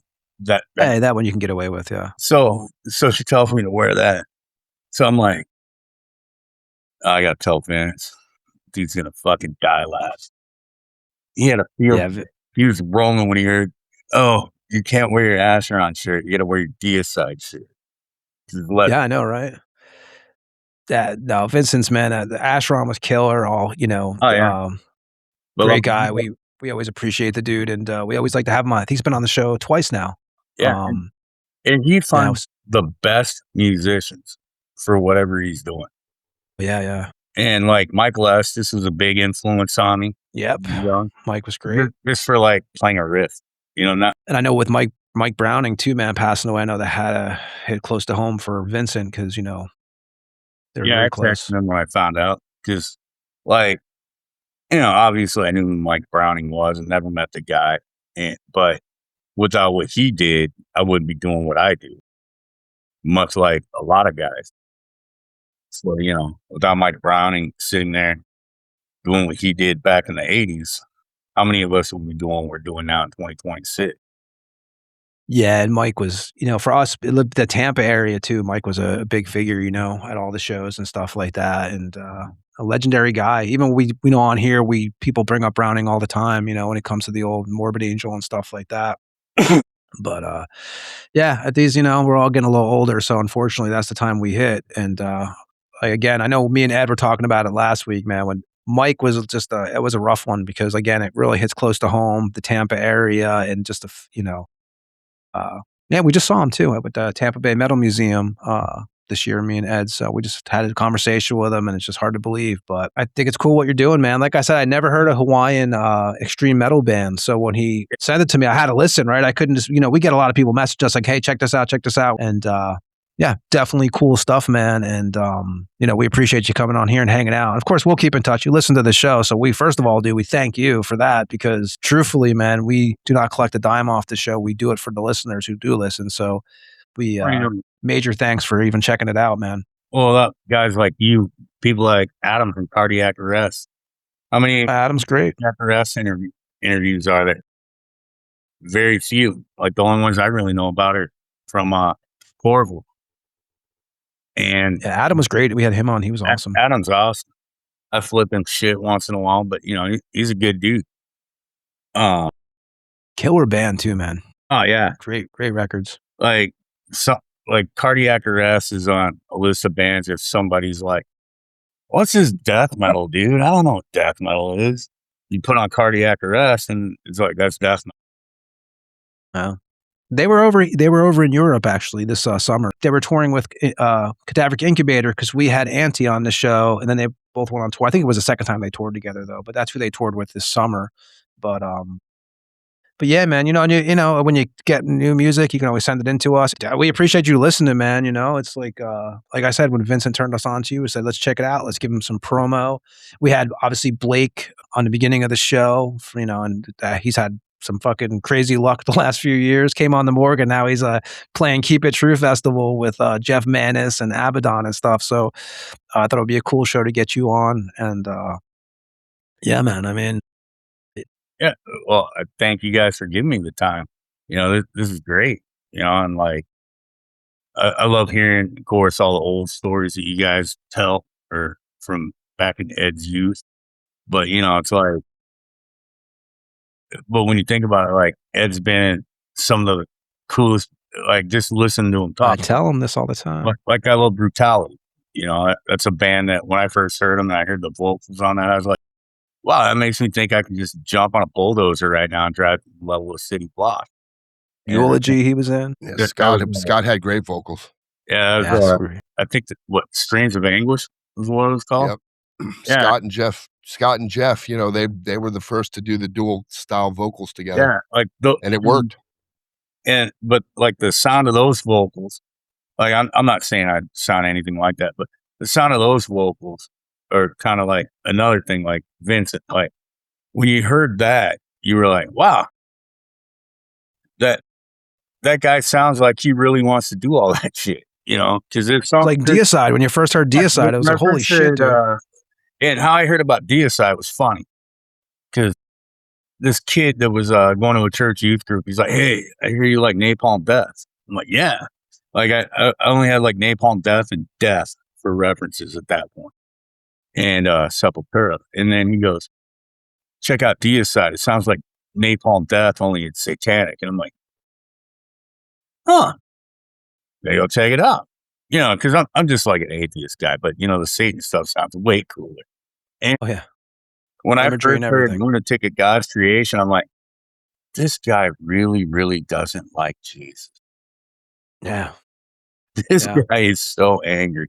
And I'm 14, so I was probably like more Mike Tyson sounding like, oh boy, this is amazing.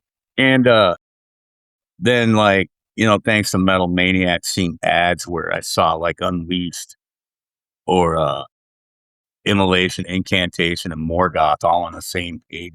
Morgoth, there's one right now. Yeah, like I've been listening to Resurrection Absurd, I think, since '92. Crazy how the time passes, isn't it? I know. It seems like just yesterday I was getting my SOD tape confiscated by my English teacher in 8th. And my mom had to go pick it up. She did. She didn't want to. When I was a kid and I was first getting into metal, and a lot of my relatives from Hawaii, they were like, "Hey, why you listen to that Satan shit? We don't like that stuff. Like we're Hawaiians. We don't listen to that." And then, I'd go back home, and I'd be in like Washington, and I remember I was in Olympia, and I hadn't heard From Beyond yet. So I'm in Olympia, Washington. I'm like buying tapes and shit. And they also had a cool like store where you get all your merch. Like I didn't know you could get creators shorts, back in the 90s. But Blue Grape, that probably was coming through. Yeah, but the store had a different name. It's ran by Native Americans, which seemed to really love metal too. Yeah, Blue But- Grape used to put out a bunch of. I think they're still around, but they used to put out like all those metal, always oversized though. The shirts, the sizes were always insane. But They were. But I remember this guy was like, "Hey, you heard Massacre?" And I said, "No." And he goes, "You want to hear something funny about Massacre?" I go, "What?" Lead singer's Hawaiian. I was like, "Bullshit." He goes, "No, really." And, you know, I didn't know because I had read about Massacre. I hadn't heard of Massacre. So I took it home. I was like, "Oh, this rules," for like so many reasons other than the fact that it just ruled. But the following summer when I went to Hawaii, I was like, "Check this out. You say Hawaiian guys don't do metal?" And I put it on. And Cam Lee comes, you know, screaming over the fucking guitars. And they're like, "What the fuck is that?" I go, "A Hawaiian guy," you know, and then, like this whole new, like, cause, you know, when you're young and people are like, "Hey, Hawaiians don't do that," you know, it's the white guys. And it's like, but what about all the Hispanic guys and Native Americans running around in leather jackets with like Slayer shirts, you know? And, yeah, but they're not Hawaiians. And then, now I'm like looking at some of those same family members going, "What do you think?" You know, I'll send them like the songs once in a while. They're, "Fuck off. How do you do that with your, why would you do that? Why would you play something like that? Oh, how dare you desecrate the name of," oh, shut up. It's fucking weird. But yeah, so he gave me kind of like that little "fuck you fellow Hawaiians that tell me Hawaiians don't like metal." Cam Lee.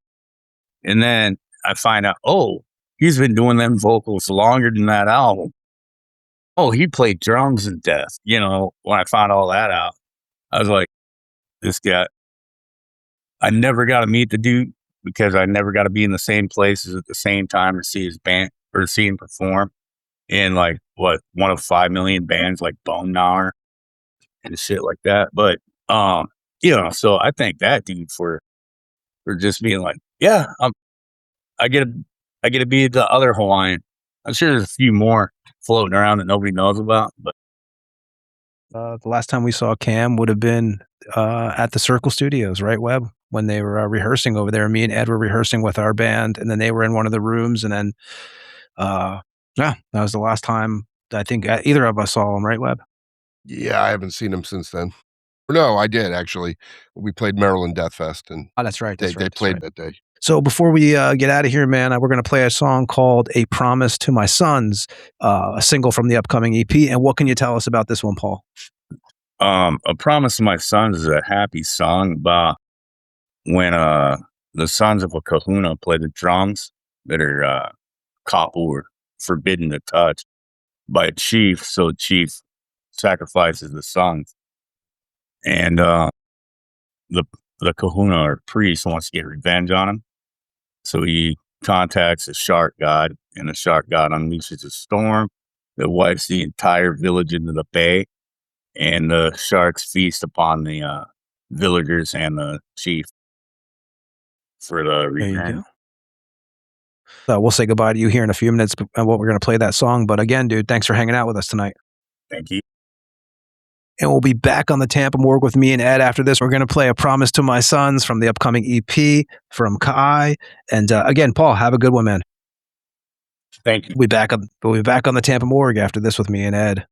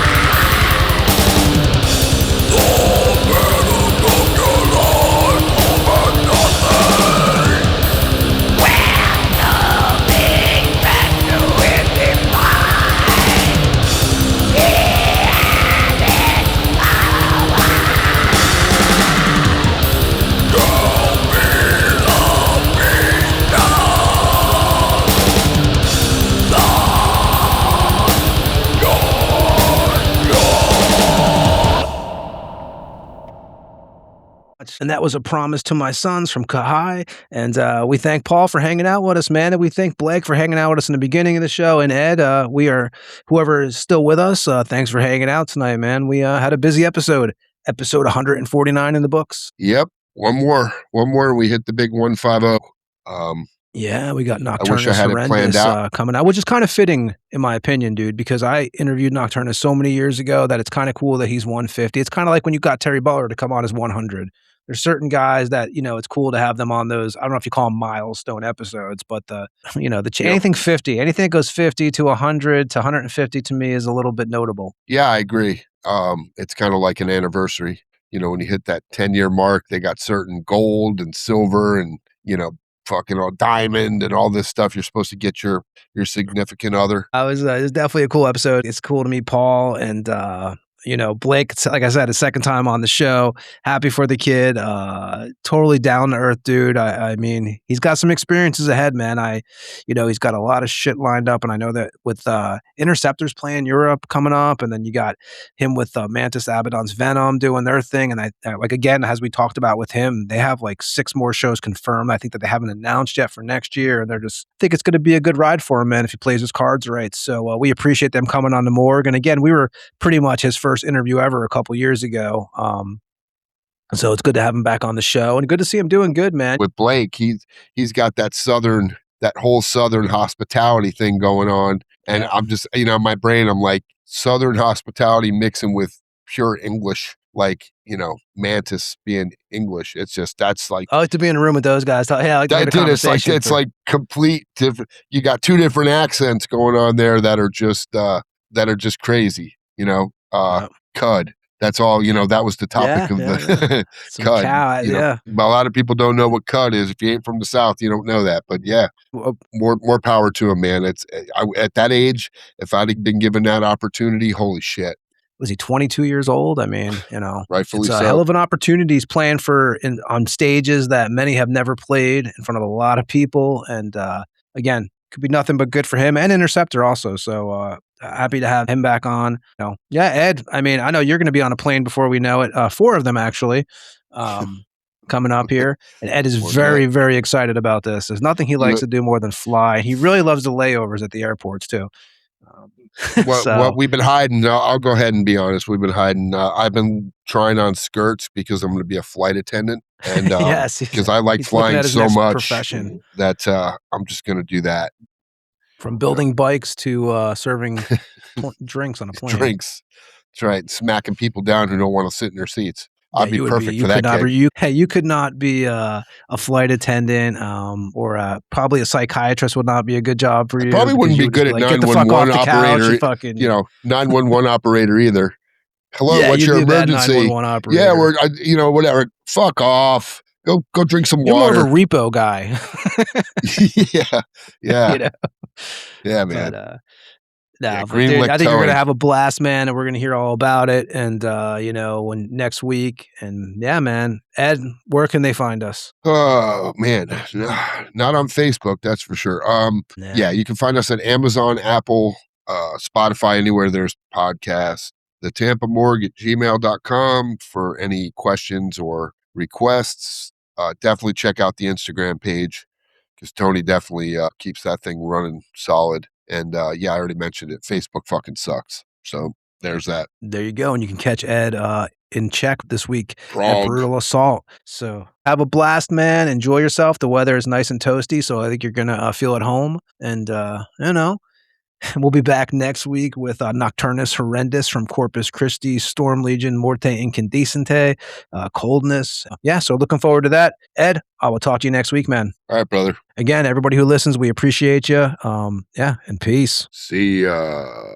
Okay, guys, this is Jeff Mantas, and you're listening to another episode of the Tampa Morgue, and we shall see you next week. Be there or be square.